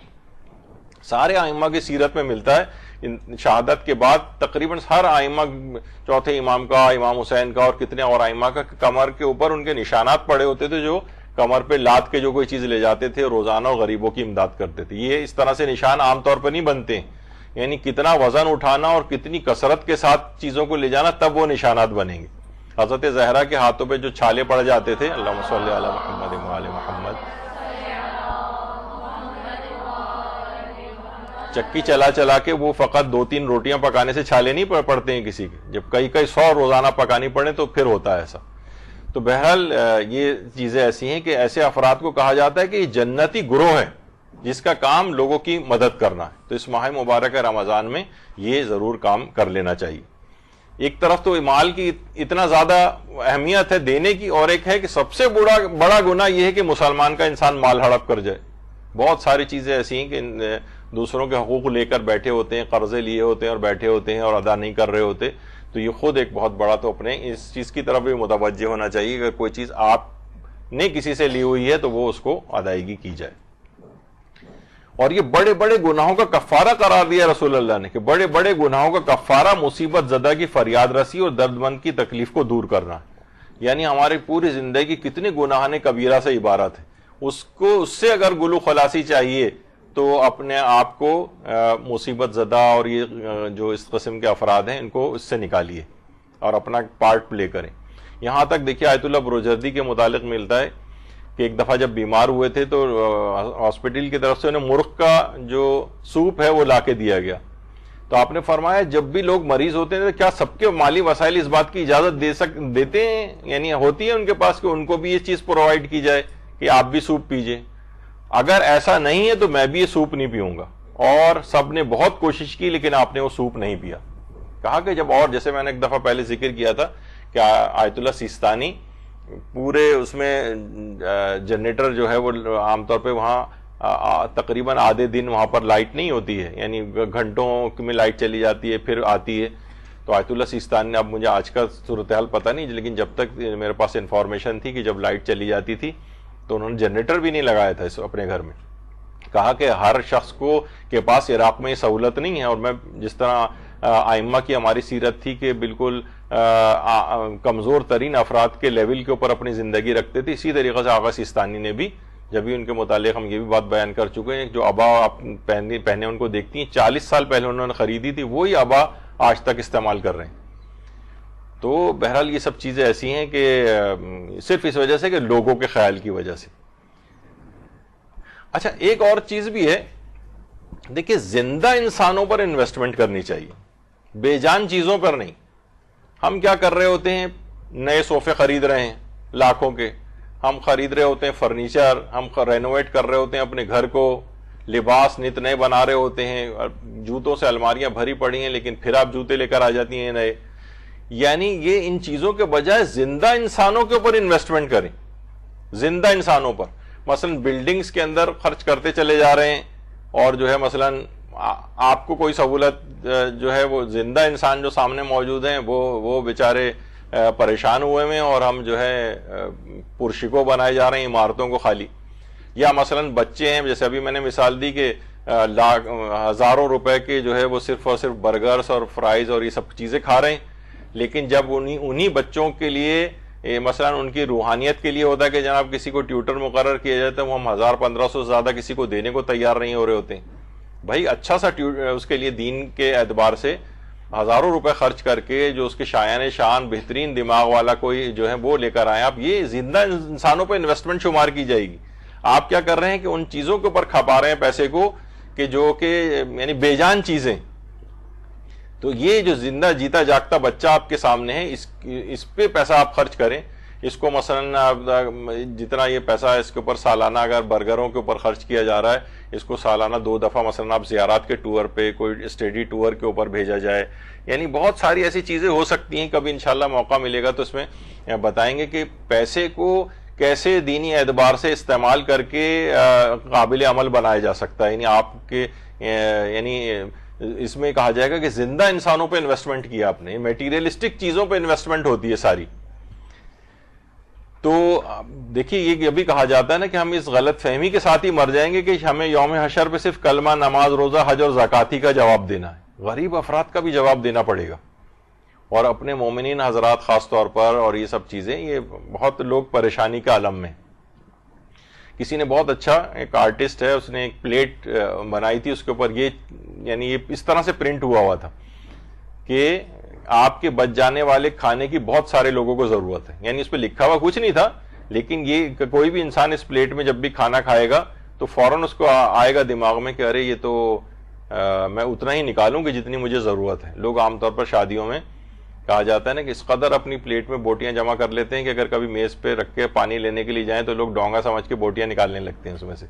تو بہرحال عام طور پر اتنا زیادہ اسراف کہ بے تحاشا بچ کے جاتا ہے، بے تحاشا ضائع ہوتا ہے. بچوں کو ہم دیکھتے ہیں کہ پوری پلیٹ بھر کے یا اس طرح سے، اس کے بعد آدھے سے زیادہ کھانا اسی طرح سے، عام گھروں کی بھی بات ہے، تقریبات کی بھی بات نہیں، اسی طرح سے ضائع ہونے لگا ہے. تو بہرحال یہ ایک واضح پیغام ہے کہ اپنی زندگیوں میں اسراف کو کم کرو، اور اس طرح سے جو چیزیں ہیں تاکہ ان میں سے بچ جانے والی چیزیں جو ہیں یہ دیگر لوگوں کے کام آئیں. پھر ایک اور اس سلسلے میں پیغام ایک یہ بھی ہے استقبال رمضان کے اعتبار سے کہ جو بھی آپ کے پاس اللہ کی نعمتیں ان کا بیمہ کیجیے. اس میں بیمے کا طریقہ یہ ہے کہ آپ اس نعمت کو اللہ کی راہ میں استعمال کریں، اللہ کی راہ میں استعمال کریں. مثلا کسی کو لکھنا بہت اچھا آتا ہے تو آپ ایسی اپنے ان رائٹنگ ایسے آرٹیکلز، ایسی چیزیں، کتابیں، کوئی ایسے مواد اس کے اندر لکھیں، کسی جگہ اسے پرنٹ کروائیں. بہت سارے لوگوں میں الگ الگ صلاحیت ہوتی ہے. ہر شخص یہ دیکھے کہ مجھ میں صلاحیت کیا ہے، اس کو اللہ کی راہ میں استعمال کریں. آواز اچھی دی ہے، ٹھیک ہے، نعتیں پڑھیں، قصیدے پڑھیں اور نوحے پڑھیں اس سے. اور کسی کو علم کے لحاظ سے اس کو پاس کوئی صلاحیت ہے تو وہ اپنی اس صلاحیت کا استعمال کرے. لوگوں کو، بچوں کو پڑھائے، قرآن بچوں کو پڑھائیں. اگر کسی کو قرآن بہت اچھا آتا ہے آن لائن پڑھائیں، فری میں پڑھائیں. چلے پیسے لے کر ہی پڑھائیں، اب تو ہر چیز کو یہی کہنا پڑتا ہے نا پیسے لے کر پڑھائیں، ورنہ ایسا پہلے نہیں ہوتا تھا. اور لوگ قربتاً اللہ بھی بغیر پیسے کے اس طرح سے جو ہے وہ کام کیا کرتے تھے. اب فوراً دماغ میں آتا ہے کہ اگر قرآن پڑھانا ہے تو پیسے کتنے ہوں گے. یہ ضروری نہیں ہے، یعنی پروردگار آپ کے لیے ویسے ہی راہیں مہیا کر دے گا، غیب سے امداد ہوتی ہے. لیکن قرآن پڑھانے کے اعتبار سے آپ کو توضیح المسائل آپ نے بہت اچھی مثلا پڑھانے کی صلاحیت حاصل کر لی ہے، مثلا وہ آپ پڑھائیں لوگوں کو. دیکھیے لوگوں میں کہا جاتا ہے نا آسانیاں کو تقسیم کریں ورنہ مشکلات جمع ہو جائیں گے آپ کے لیے. عام طور پر ہم جو ایک زندگی گزار رہے ہوتے ہیں نا بہت ہی خود غرضانہ قسم کی ایک زندگی ہے. بس ہم ہوں، ہمارے بچے ٹھیک ہو جائیں، ہمارا ہم ہر لحاظ سے اگر اس سکون کے عالم میں ہیں، زیادہ مالی پریشانی نہیں ہے، بچے اچھی جگہ پڑھ رہے ہیں، شادی ٹھیک جگہ پہ ہو گئی، شوہر بھی اچھا کما رہا ہے، تو بس ایک بڑا ایک مطمئنان بخش ایک زندگی سمجھ لی جاتی ہے. ان آسانیوں کو تقسیم نہیں کیا جاتا، ان کو پھیلائیے آسانیوں کو، ورنہ مشکلات آپ کے پاس جمع ہوتی چلی جائیں گی. مشکلات کو جمع ہونے سے بچانا اگر ہے تو آپ کو آسانیوں کو تقسیم کرنا پڑے گا. جتنا آسانی تقسیم ہوگی، جتنا لوگوں کو سہولیات آپ دیں گی، اتنا آپ کے لیے مشکلات دور ہوں گی. تو یہ چیزیں ایسی ہیں. اور دیکھیں افضل ترین عمل کہا گیا کہ اس کے بجا لانے پر آپ کو اپنے نفس کو مجبور کرنا پڑے. یعنی یہ چیزیں اتنی آسانی کے ساتھ نہیں ہوں گی، ابھی آگے چل کر ہم اس کی مثالیں بھی دیں گے. دیکھیے بہت سی چیزیں ایسی ہیں، ابھی جیسے یہ ہیں آقا شیخ علی نجفی، یہ آیت اللہ شیخ حافظ شیخ بشیر نجفی کے بیٹے، اور بے انتہا اعلیٰ ترین اخلاق کے علماء یہ فرماتے ہیں نجف کے کہ یعنی اخلاق انبیاء کی جھلک ان کے اندر جو ہے وہ آتی. تو یہ زائرین وغیرہ خود بیٹھ کے اتنا بڑا عالم ہے، اتنے بڑے مرجے کا بیٹا ہے، وہ جا کے لوگوں کے زائرین کے پاؤں دھلا رہے ہوتے ہیں. یعنی اپنے نفس کو دیکھیے کچلنا پڑتا ہے. بعض اوقات ہوتا ہے نا کہ یہ میرے مقام اور لیول کا تو نہیں ہے, میں کوئی ذرا اچھے لیول کا اپنے مطابق کام کروں گا. نہیں, اسلام کے لحاظ سے یعنی یہ والے نفس کو کچلنا پڑتا ہے اپنے. اچھا, پیغمبر کی ازواج میں سے بھی کسی سے پوچھا کہ رسول اللہ کو کون سا عمل زیادہ محبوب تھا, تو انہوں نے جواب دیا جس پر پوری طرح کاربند رہا جائے, چاہے وہ عمل مقدار کے اعتبار سے کمی کیوں نہ ہو. یعنی کوئی ایک چھوٹا سا کام ہی آپ پکڑ لیں جس کو کنٹینیوس کریں, مسلسل کریں. جب بھی ہمارے چھٹے امام بھی فرماتے تھے اگر کوئی شخص کوئی عمل بجا لانا چاہتا ہے, اللہم صلی علی محمد وعلی محمد, تو اسے چاہیے کہ 1 سال تک اس پر کاربند ہو جائے, اس سے پہلے اسے منقطع نہ کرے. آپ کوئی بھی کام شروع کرنا چاہیں, آپ کہیں گے ٹھیک ہے میں کم سے کم 1 سال تک اس کے اوپر کاربند رہوں گی اور اس کے بعد پھر میں اس کو ڈسکنٹینیو کر دوں گی, لیکن پھر آپ خود دیکھیں گے کہ وہ ساری زندگی آپ اس پر عامل ہو جائیں گی. یعنی ایک بڑی خصوصیت ہے, آپ پورے کیلنڈر کے اندر مارک کریں کہ یہ والا کام میں کوئی بھی دین کا شروع کر رہی ہوں, بس 1 سال تک کروں گی, پھر آپ خود ہی دیکھیں گے وہ پھر انشاءاللہ ہمیشہ وہ آپ اس کام کو کریں گی. کیونکہ ہمیشگی کے ساتھ بہت سارے فوائد حاصل ہوتے ہیں, انسان برائیوں سے بچ جاتا ہے اور نیکیوں میں وہ مسلسل اس سے نیکیاں ہوتی ہیں, گناہ اس سے ترک ہو جاتے ہیں, یقین میں اضافہ ہو جاتا ہے, وہ اپنی آخرت اور نجات سے محبت کرنے لگتا ہے, اللہ کی اطاعت کے اندر بہت زیادہ کامل ہو جاتا ہے, اور شیطان اس سے جو ہے وہ دور بھاگنے لگتا ہے, ہمیشہ حق بات کہتا ہے. یعنی نیکیوں پر جب کاربند انسان ہو جاتا ہے, چاہے وہ چھوٹی چھوٹی مختصر نیکیاں کوئی نہ صحیح, لیکن پابندی کے ساتھ اگر آپ انہیں کریں گی تو پھر یہ فوائد آپ کو حاصل ہوں گے. اور 1 سال تک فائدہ رہنے کا کیا فائدہ بتایا ہے کہ وہ چھٹے امام نے فرمایا کہ کیونکہ اس سال میں شب قدر بھی آتی ہے, ہو سکتا ہے وہ عمل اللہ کی پسندیدگی میں آ جائے. یعنی اگر آپ نے 1 سال تک کنٹینیوس اس عمل کو کیا ہے تو اس میں شب قدر بھی آئے گی, اور اس دن اور اس رات بھی اگر آپ نے وہ عمل کیا ہے تو اللہ کی پسندیدگی میں اگر ایک دفعہ بھی انسان آ جائے تو بس اس کا بیڑا پار, دنیا اور آخرت میں تمام کامیابیاں اس کی شامل حال ہو جائیں گی. اور یہ بھی کتنی اس بات کی تاکید کی گئی ہمارے 7ویں امام موسیٰ کاظم علیہ الصلوۃ والسلام نے, اللہم صلی علی محمد کہ جس کے 2 روز برابر ہوں, یعنی اگلا دن پچھلے دن سے بہتر نہ ہو, وہ گھاٹے میں. ہمیشہ آپ دیکھیں کہ سابقہ دن کی نسبت آپ کا اگلا دن جو ہے اس سے بہتر ہوا یا نہیں ہوا. نہیں ہوا تو اس کا مطلب ہے کہ آپ نقصان, جیسے کہا جاتا ہے نا کہ جو بہت مالدار ہوتے ہیں وہ کہتا ہے بھائی اس دفعہ مجھے جو ہے نا بزنس میں لاس ہوا ہے, تو لاس سے مراد یہ ہوا ہے کہ جتنا پچھلے سال پروفٹ ہوا تھا نا اس کی نسبت کم پروفٹ ہوا ہے. مثلا پچھلے سال مجھے 10 کروڑ روپے پروفٹ ہوا تھا, اس دفعہ دیکھیے 8 کروڑ ہی ہوا ہے خالی, وہ کہتا ہے مجھے لاس ہوا ہے. یعنی فوائد کا کم ملنا بھی لاس میں شمار ہوتا ہے. تو جس کے 2 روز بالکل برابر ہوں, یعنی اگلا دن پچھلے دن کی نسبت بہتر نہ ہو, یہ گھاٹے میں ہے. گھاٹے میں کے معنی یہی ہے کہ جو تمہیں اور آگے بڑھنا چاہیے تھا, اب تمہارے پاس جیسے جیسے وقت گزرتا جا رہا ہے, موت سے قریب ہوتے جا رہے ہو, تو اور زیادہ تیز رفتاری کے ساتھ, جیسے ایک بزرگ کی مثال ایک دفعہ بہت پہلے میں نے دی تھی کہ جیسے جیسے ان کی عمر بڑھتی جا رہی تھی بہت تیز رفتاری کے ساتھ کاموں کو کرنے لگے تھے. ہر چیز بہت, لوگ کہتے تھے بھائی آپ کی عمر اس قابل نہیں کہ آپ اتنی پھرتی دکھائیں. وہ کہتے ہیں میں کیا کروں, میرا وقت بہت کم رہ گیا ہے, اتنا کم ٹائم میرے پاس ہے, میں اس وقت تیز رفتاری کا مظاہرہ نہیں کروں گا تو یہ شمع بجھ جائے گی. تو بہرحال اس طرح سے. اور کوئی بھی کام شروع کرنے سے پہلے, اب دیکھیے اول رمضان ابھی آنے والی ہے چند دن بعد ہی, کہ یہ جو ہر کام کی ابتدا کی کچھ خاص مبارک تاریخیں بھی بتائی ہیں ہمارے چھٹے امام نے, جس میں ایک پہلی بھی ہے, پہلی, دوسری, تیسری, چھٹی, 7ویں, 14ویں, 18ویں, 19ویں, 20, 22, 23, 27, 28 اور 29. یہ کسی بھی کام کو کی ابتدا کرنے کے لیے بہت مبارک تاریخیں. تو آپ اپنا مارک کریں, دیکھیں کون سی تاریخ, اس سے وہ کام اسٹارٹ کریں, اور انشاءاللہ پھر دیکھیں گے وہ کام میں برکت آئے گی. پورے سال آپ پابندی سے, اس میں کوئی رکاوٹ نہیں آئے گی, کام چلتا رہے گا.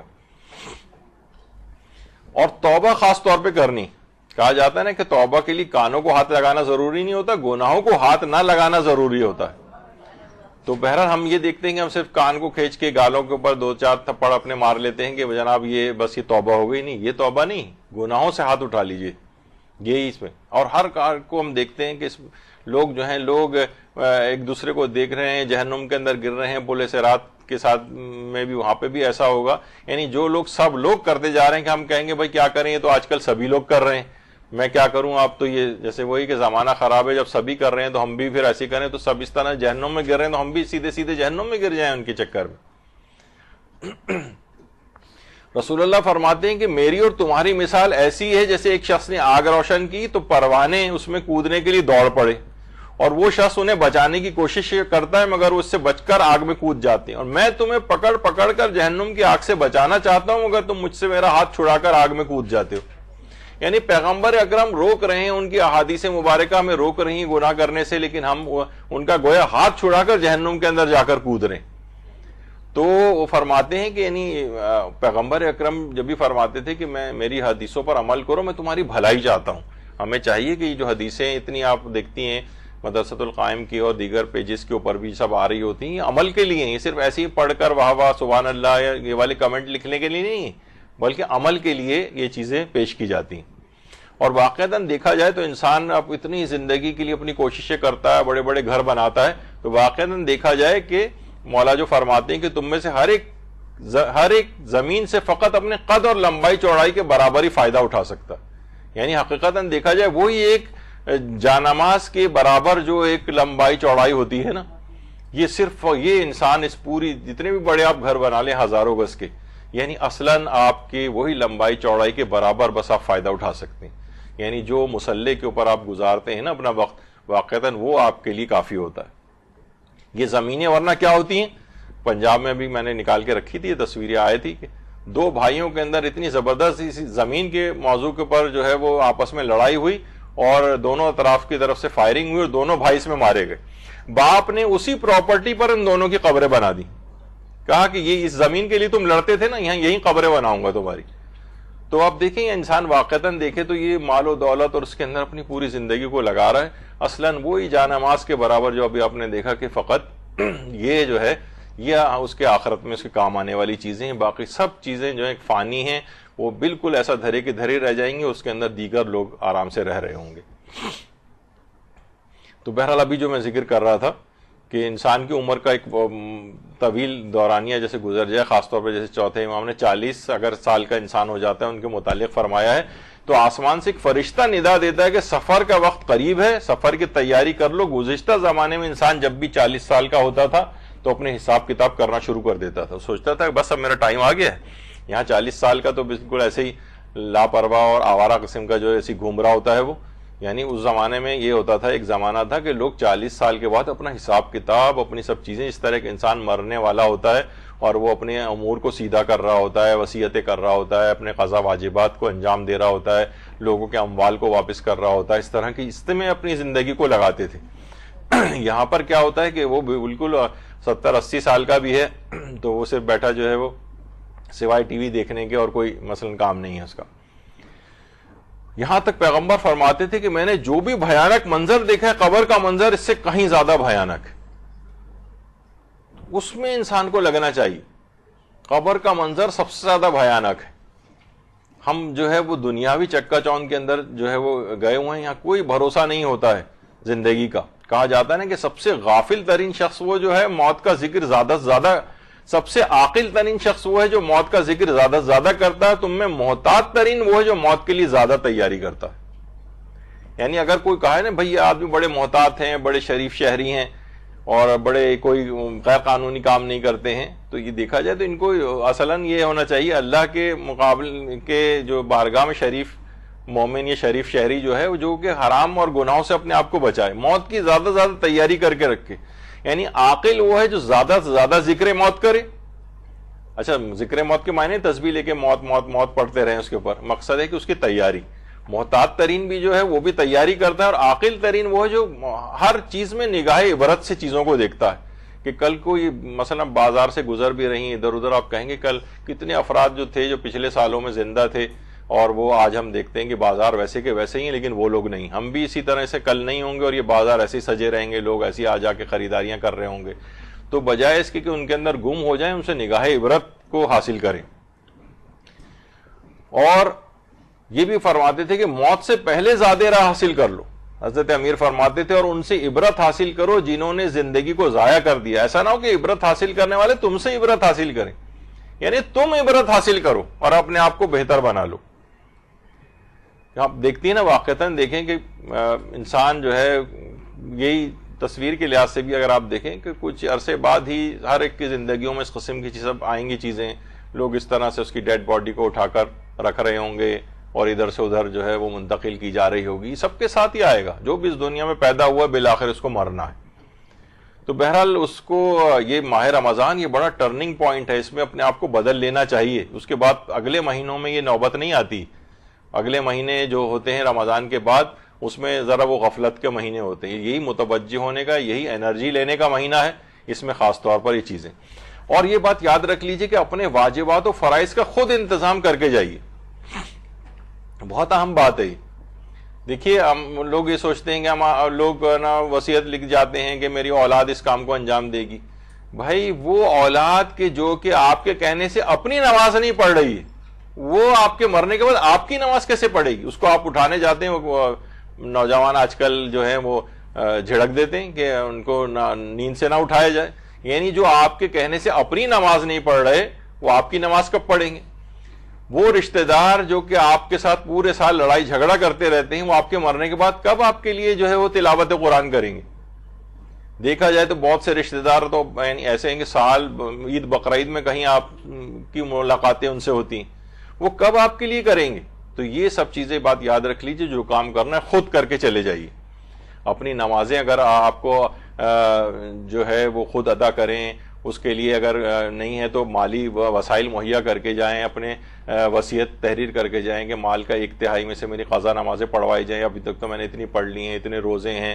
اچھا بڑے بیٹے کے اوپر ایک لحاظ سے صرف باپ کی قضا نماز اور روزے ہوتے ہیں واجب, لیکن مالی جو مالیات کی مثلا کفارے ہیں وہ بڑے بیٹے کے ذمے نہیں ہوتے. تو کفارے وہ تو یہی پوچھے گا کہ بھائی یعنی وہ نہیں کفارے ادا نہیں کرے گا. وہ تو صرف بہت ہوا تو میں نے یقین کیجئے کہ ایسے اولادوں کو دیکھا ہے جو باپ جب بیمار تھا تو بڑے بڑے ڈائلاگ بول رہے تھے, فلمی ڈائلاگ, اور جب انتقال ہوا باپ کا تو مشکل سے 1 مہینے کی نماز اور روزے کروائے. اس کے بعد ایسا بھول کے بیٹھے کہ اس کے بعد کبھی قبرستان بھی جب کبھی میرا جانا ہوتا ہے, میں اکثر وہاں 90% سے زائد قبریں ایسی ہیں کہ جس پہ لگتا یہ ہے کہ ان قبروں کے حال سے کہ یہاں سال سے ایک آدمی بھی نہیں آیا ہے. تو بہرحال یہ سب انسان کو چاہیے کہ اپنے واجبات و فرائض کا انتظام خود کر کے جائے. یہ اپنے کفاروں کے پیسے خود ادا. میرے رشتہ دار تھے کہ انہوں نے اپنی نماز وحشت قبر کے لیے بھی ایک جیسے کہ اس میں ہے کہ 40 لوگوں کے لیے یعنی اجارے کے اوپر بھی اگر 40 افراد نہیں ہیں تو ان سے اجارے کے ذریعے جو ہے وہ نماز وحشت پڑھائی جائے. تو وہ اپنے مال کے 1/3 میں سے انہوں نے باقاعدہ وہ رقم جو ہے میرے پاس ہی رکھوائی تھی کہ یہ میرے جب میں مر جاؤں تو اس سے 40 افراد مدرسے کے جو بعض طالب علم ہوتے ہیں ان سے جو ہے اب اجارے کے اوپر پڑھوا دیجیے گا, اور یہ اور مختلف کفارے سب چیزیں. تو اپنے واجبات و فرائض کی یقین جانی کہ ابھی جتنے بھی آپ کو بہت قریبی افراد ہیں یہ لوگ بہانے تلاش کر رہے ہوتے ہیں. مثلا اکثر کہتے ہیں کہ جیسے آغا سیستانی کا بھی مسئلہ ہے والد کے لیے کہ باپ نے وہ نماز و روزے جو نافرمانی میں اس نے اپنے قضا کی ان کی قضا کرنا واجب نہیں. اور مراجع تھے جیسے آغا خوئی وغیرہ وہ کہتے تھے احتیاط واجب ہے کہ وہ بھی بڑا بیٹا ادا کرے, لیکن آغا سیستانی تو ان کو یہ والا وہ تلاش کر رہے ہوتے ہیں کون سا ایسا طریقہ ہے کہ جس میں مجھے والد کی نمازیں نہ پڑھوانی پڑے یا روزے نہ رکھوانے پڑے. وہ ٹھیک ہے شریعت کے اعتبار سے وہ اپنا ایک حل نکال رہا ہوتا ہے, لیکن یہ تو اولادیں جن کے اوپر انسان پورا اپنے آپ کو جھونک دیتا ہے, اپنی ساری زندگی کما رہا ہوتا ہے انہی کے لیے, تو وہ ان سے اس طرح سے بس ایک سائیکی ہے. یہ آخری زمانہ ایسے ہی افراتفری کا دور ہے, پرانے ادوار اس طرح کے نہیں رہے ہیں. تو ان کے اوپر کوئی انسان ٹرسٹ نہ کرے ان چیزوں کے اوپر, اپنے واجبات خود ادا کریں, اپنے فرائض خود ادا کریں, اور خاص طور پر اپنے مالی واجبات آپ خود ادا کر کے جائیں. یہ کیونکہ آپ جو خود اپنے مالی واجب ادا نہیں کر کے جا رہے ہیں تو دوسرے سے آپ کیسے توقع کرتے ہیں کہ وہ تو مثلا اولادیں ہیں ان کی بیویاں ہی کہیں گی بھئی یہ تو سارے پیسے ابا کی جو نماز پڑھوانے میں چلے گئے تو ہمیں کیا ملے گا اس کے اندر. وہ ایسے اس میں طریقہ کار اس میں ہو رہے ہوتے ہیں کہ وہ کسی طور پر بھی وہ آپ کا مال نہیں بس وہ انہیں لوگوں کا مال بن جائے گا. اور خاص طور پہ خمس وغیرہ کے سلسلے میں یہ انسان اپنے پورے اچھے طریقے سے مسائل کو سمجھ کے وہ ادا کر کے جائے. مالی واجبات کے اندر چیز آتی ہے. اچھا اس میں کسی نے بڑا اچھا ایک تجزیہ بھی دیا تھا کہ دیکھیے ہم کہتے ہیں وہ 20% مال نکل جائے گا تو لوگ عام طور پہ کہتے ہیں مال ہمارا کم ہو جائے گا.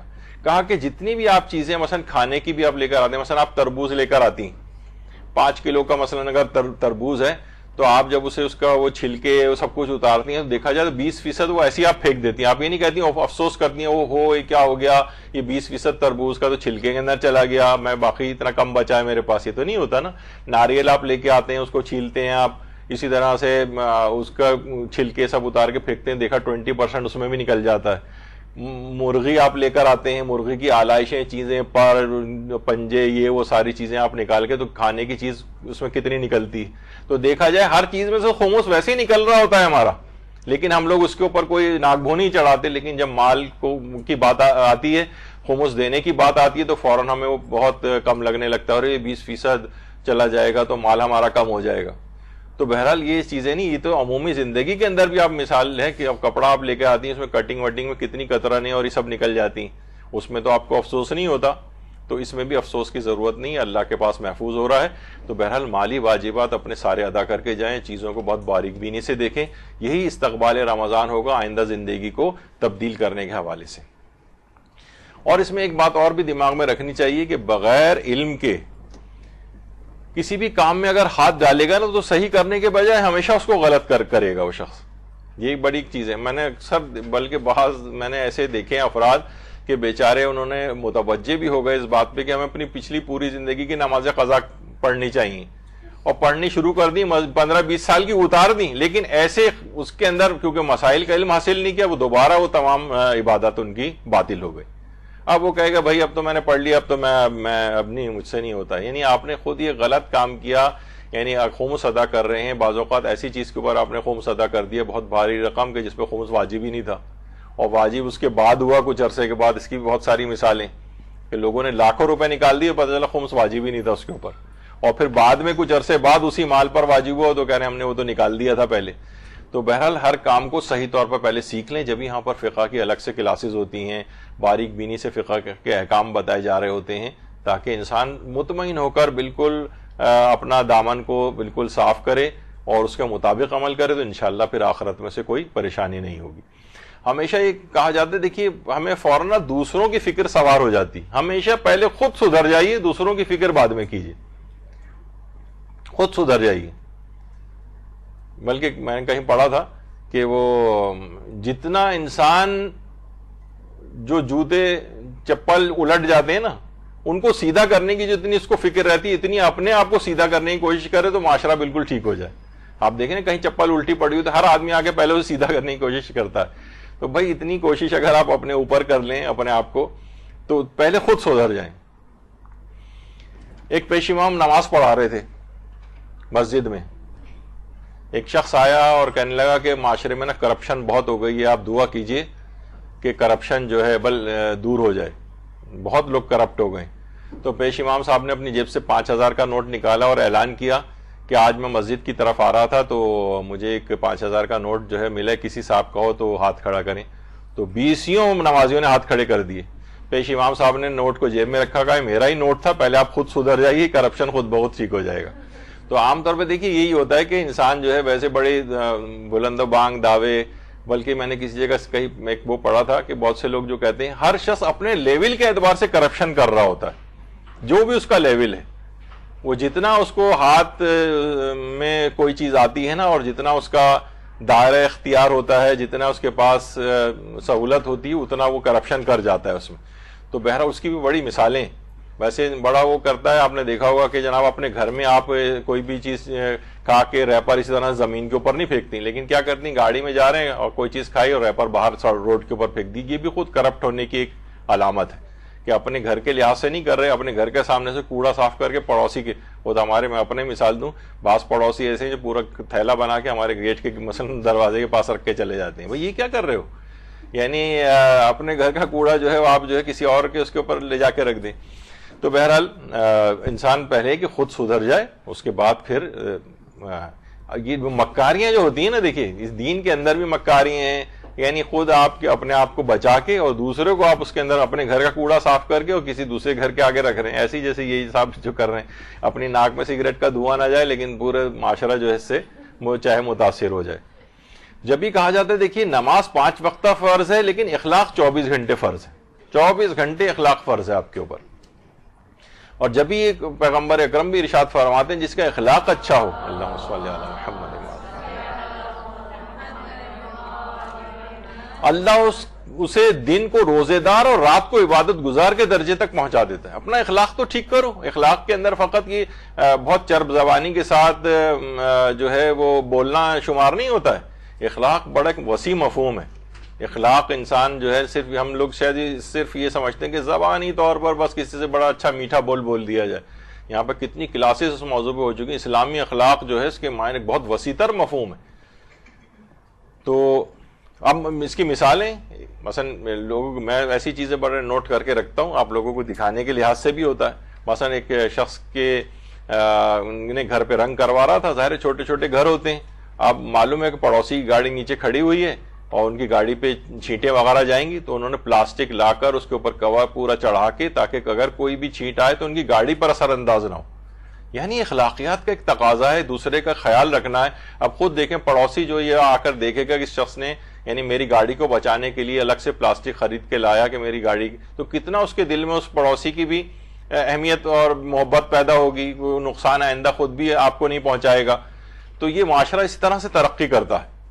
کہا جاتا ہے نا کہ وہ بزرگ جسے پتا ہے کہ یعنی اس وقت ترقی معاشرہ کرتا ہے کہ کوئی بزرگ جسے پتا ہے کہ میں اس درخت کے سائے میں نہیں بیٹھ سکوں گا، مر جاؤں گا جب تک کہ 10 سال میں درخت بڑا ہوگا، لیکن پھر بھی وہ پودا لگا دیتا ہے۔ تو معاشرہ ایسے افراد سے ترقی کرتا ہے کہ اسے پتا ہے مجھے فی الحال اس سے کوئی فائدہ نہیں ہوگا بلکہ بظاہر نقصان ہی ہے، لیکن معاشرہ اس سے ترقی کرے گا ان اعمال سے۔ جیسے پلاسٹک خرید کے لایا ہوا 200-300 روپے کی تو ہوگی مثلا یہ، لیکن کیا ہے کہ کم سے کم پڑوسی کی گاڑی خراب نہ ہو۔ یہ بھی ایک دفعہ میں نے پہلے دکھایا تھا کہ جناب وہ وہیں پارکنگ کے اندر ہوتی ہے، بعض اوقات ٹکرا بھی جاتی گاڑیاں، لوگ تو چھوڑ چھاڑ کے بھاگ جاتے ہیں، کسی کو پتہ ہی نہیں۔ اچھا ہے اگر گاڑی کا شیشہ بھی ٹوٹ گیا، یعنی جس نے اپنی ٹکرائی تھی موٹر سائیکل اس سے، وہ اس گاڑی اس کی موٹر سائیکل جو کا شیشہ ٹوٹ گیا اس کے اندر پیسے رکھ کے چلا گیا کہ یہ پتہ نہیں کب آئے کب ہو، تو کم سے کم اتنا ریپیئرنگ میں اس کے ہوگا، تو مجھ سے یہ غلطی ہوئی تو وہ پیسے اس کے۔ یہ بھی اخلاق ہے۔ دیکھیے اخلاق کا ایک خاص تقاضا ہے، معاشرے کے اندر سے کرپشن اسی وقت ختم ہوگا کہ جب یہ انسان اس طرح کے اخلاق کو اپنائے گا، معاشرے اسی سے ترقی کرتے ہیں۔ تو بہرحال یہ چیزیں ایسی ہیں، اور یہی وجہ ہے کہ روایات میں ملتا ہے کہ عہد رسول خدا میں ایک شخص مر گیا۔ چھٹے امام نے جملہ ارشاد فرمائے، اللہم صلی علی محمد۔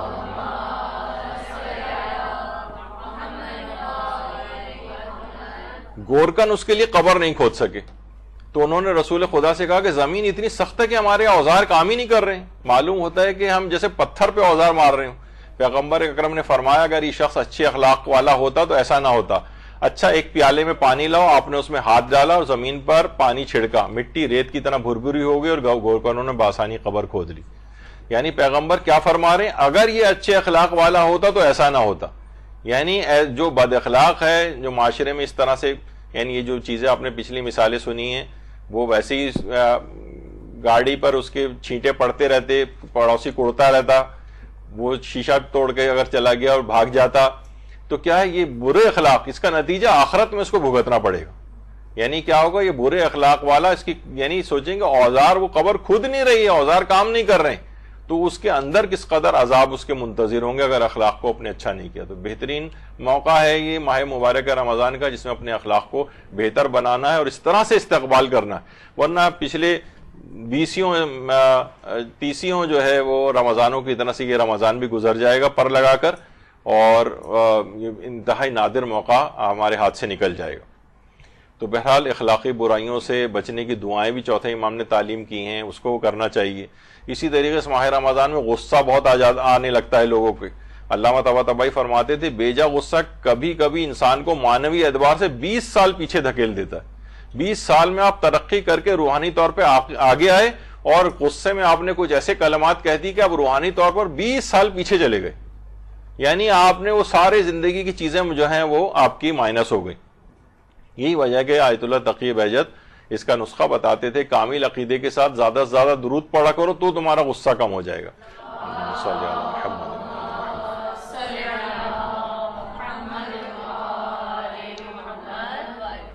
اور دوسری ایک اور چیز بھی، فضول گفتگو سے اپنے آپ کو بچائیں۔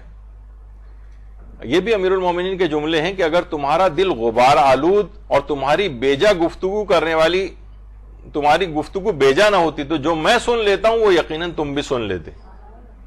یعنی اس کا مطلب کیا ہے کہ دل غبار آلود ہیں، اس کے اندر کدورتیں ہیں، غیبتیں ہیں، لوگوں کی برائیاں ہیں، اور بے جا گفتگو، فضول گفتگو. کتنے لوگوں کا آپ محفلوں کے اور اس کے اندر جائیں، ادھر ادھر کی باتیں، ایسی فضول باتیں کہ اس میں نہ آخرت کا کوئی بھلائی نہ کسی اور چیز کی، بس گھنٹوں جو ہیں بیٹھ کے جو گفتگو کر رہے ہیں. تو نتیجہ پھر یہ کہ روحانیت میں کمی واقع ہو گئی. امیر المومنین فرماتے ہیں کہ یعنی میں جو سن سکتا ہوں وہ تم بھی سن سکتے اگر تم یہ دو چیزیں، تمہارے دل غبار آلود نہ ہوتے اور تمہاری بیجا گفتگو نہ ہوتی. رمضان میں کوشش کریں کہ اس سے بھی کچھ نجات حاصل کریں. اور یہ بات یاد رکھ لیں کہ ہدف زندگی کا آپ نے تعین کرنا ہے یا پہلے کی طرح ہی زندگی گزارنی، بس یہ آپ دیکھ لیں.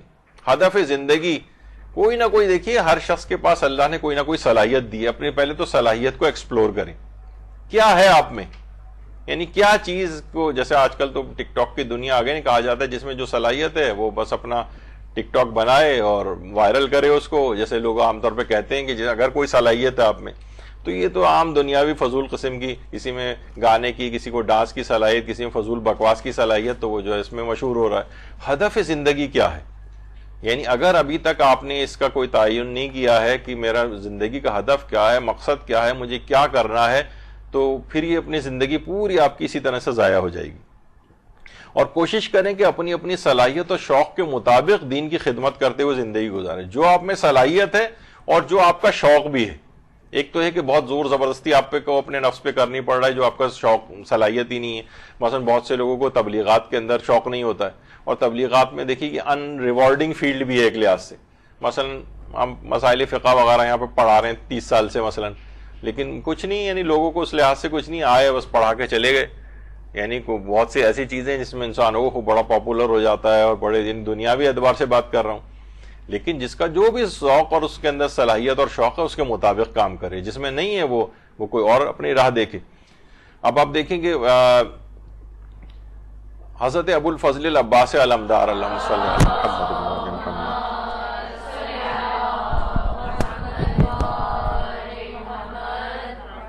ان کے روضے سے متصل بہت سارے تعلیمی ادارے بھی ہیں. تو اس میں 1600 لڑکیوں نے 1600 لڑکے 1600 انہوں نے جب اپنا وہ پاس آؤٹ کیا تو اس کے بعد حرم حضرت ابو الفضل العباس میں آ کر انہوں نے ان 1600 لڑکیوں نے باقاعدہ قسم کی اور عہد شرعی کیا کہ ہم قوم و ملت کے لیے اور لوگوں کی خدمت کے لیے اپنی زندگی کو وقف کرتے ہیں. 1600 لڑکیوں نے. تو بہرحال دیکھیے یہی چیز ہے نا، انسان کو اپنا ایک ہدف زندگی جو ہے وہ بنانا چاہیے. کوئی بھی آپ بنا سکتی ہیں، مثلا آپ بچوں کو آپ آ کر پڑھائیں گی جس میں اور زیادہ صلاحیت ہے، وہ بڑی لڑکیوں کو بھی جو ہے وہ ترقی کر کے انسان جو ہے ان کی طرف بھی جا سکتا ہے. اور بہت سارے ایسی چیزیں اس میں انسان کوشش کرے، یعنی کوئی بھی اپنا ہدف زندگی ایسا جو اس کو اللہ کی طرف جو ہے وہ لے جائے. اب چیزیں اگرچہ بہت ساری ہیں لیکن وقت ہمارے پاس ختم ہو گیا، اور مجھے بھی سمجھیں کہ تقریباً شاید آدھا گھنٹہ اور ہوتا تو میں اس کو مزید مکمل کرتا.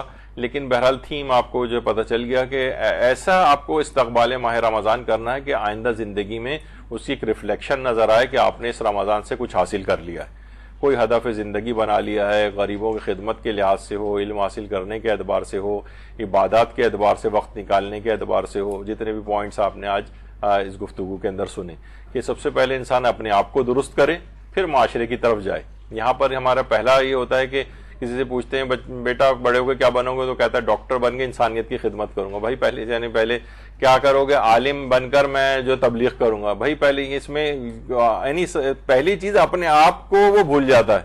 یہ نہیں کبھی کہتا کہ مجھے علم حاصل ہو جائے تو میں دین پر بہت اچھی طرح سے عمل کروں گا اور آخرت کو حاصل کروں گا. وہ ہمیشہ دوسروں کے اعتبار سے سوچ رہا ہوتا ہے. پہلے نہیں، پہلے اپنے آپ کو ٹھیک کرنا ہے. اس میں جتنی امپرومنٹ آپ کرتے جائیں گے تو معاشرے کے لیے وہ معاشرہ خود بخود ٹھیک ہوتا چلا جائے گا. تو باتیں بہت سی ہیں لیکن آپ نے تھیم ماشاءاللہ سے سمجھ لیا ہے. تو اپنے آپ کو اپنی زندگی کا ایک ہدف مقرر کریں، اپنے سوچیں کہ میری صلاحیت میرے اندر یہ ہے، میں اسلام کے لیے یہ کر سکتی ہوں.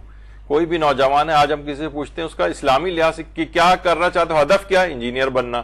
ہدف کیا ہے؟ ڈاکٹر بننا. ہدف کیا ہے؟ میں MBA کر لوں. ہدف کیا ہے؟ مثلا کسی کا کوئی بزنس ہدف ہوتا ہے. یعنی ان کے اہداف میں کہیں بھی اللہ نہیں ہے. چاہے یہ دنیاوی رستے بھی اللہ تک لے جا سکتے ہیں لیکن وہ تو بہت دور کی بات ہے. تو دین کے جو ہدف ہیں ان کے اندر ہی اللہ نہیں ہے. نظر نہیں آتا ہے لوگوں کے، جو دینی کا طور پر کر رہے ہیں اس کے اندر بہت سے غیر الہی اہداف آ جاتے ہیں. تو اس ماہ رمضان میں اپنے آپ کو بہت صحیح کرنے کی ضرورت ہے. یہ موقع پھر نہیں آئے گا، اس کو موقع کو بہت غنیمت سمجھیے اور ایک ایک لمحہ کشید کیجیے اس ماہ رمضان المبارک سے. ایک چیز آگے ابھی بہت پوائنٹس آنے رہ گئے تھے لیکن آئندہ اتنا وقت بھی نہیں بچے گا. خاص طور پر اس میں آخری بس ایک بات یہ کہوں کہ آج سے ہی تلاوت قرآن کا آغاز کریں اور ایک ایک پارہ روز پڑھتے جائیں، کچھ اور بھی تھوڑا ملا کے، اس طرح سے کہ 23 ماہ رمضان کو آپ پورا قرآن ختم کر لیں اور اس کے بعد اس قرآن کو چہاردہ معصومین علیہ السلام کو ہدیہ کریں.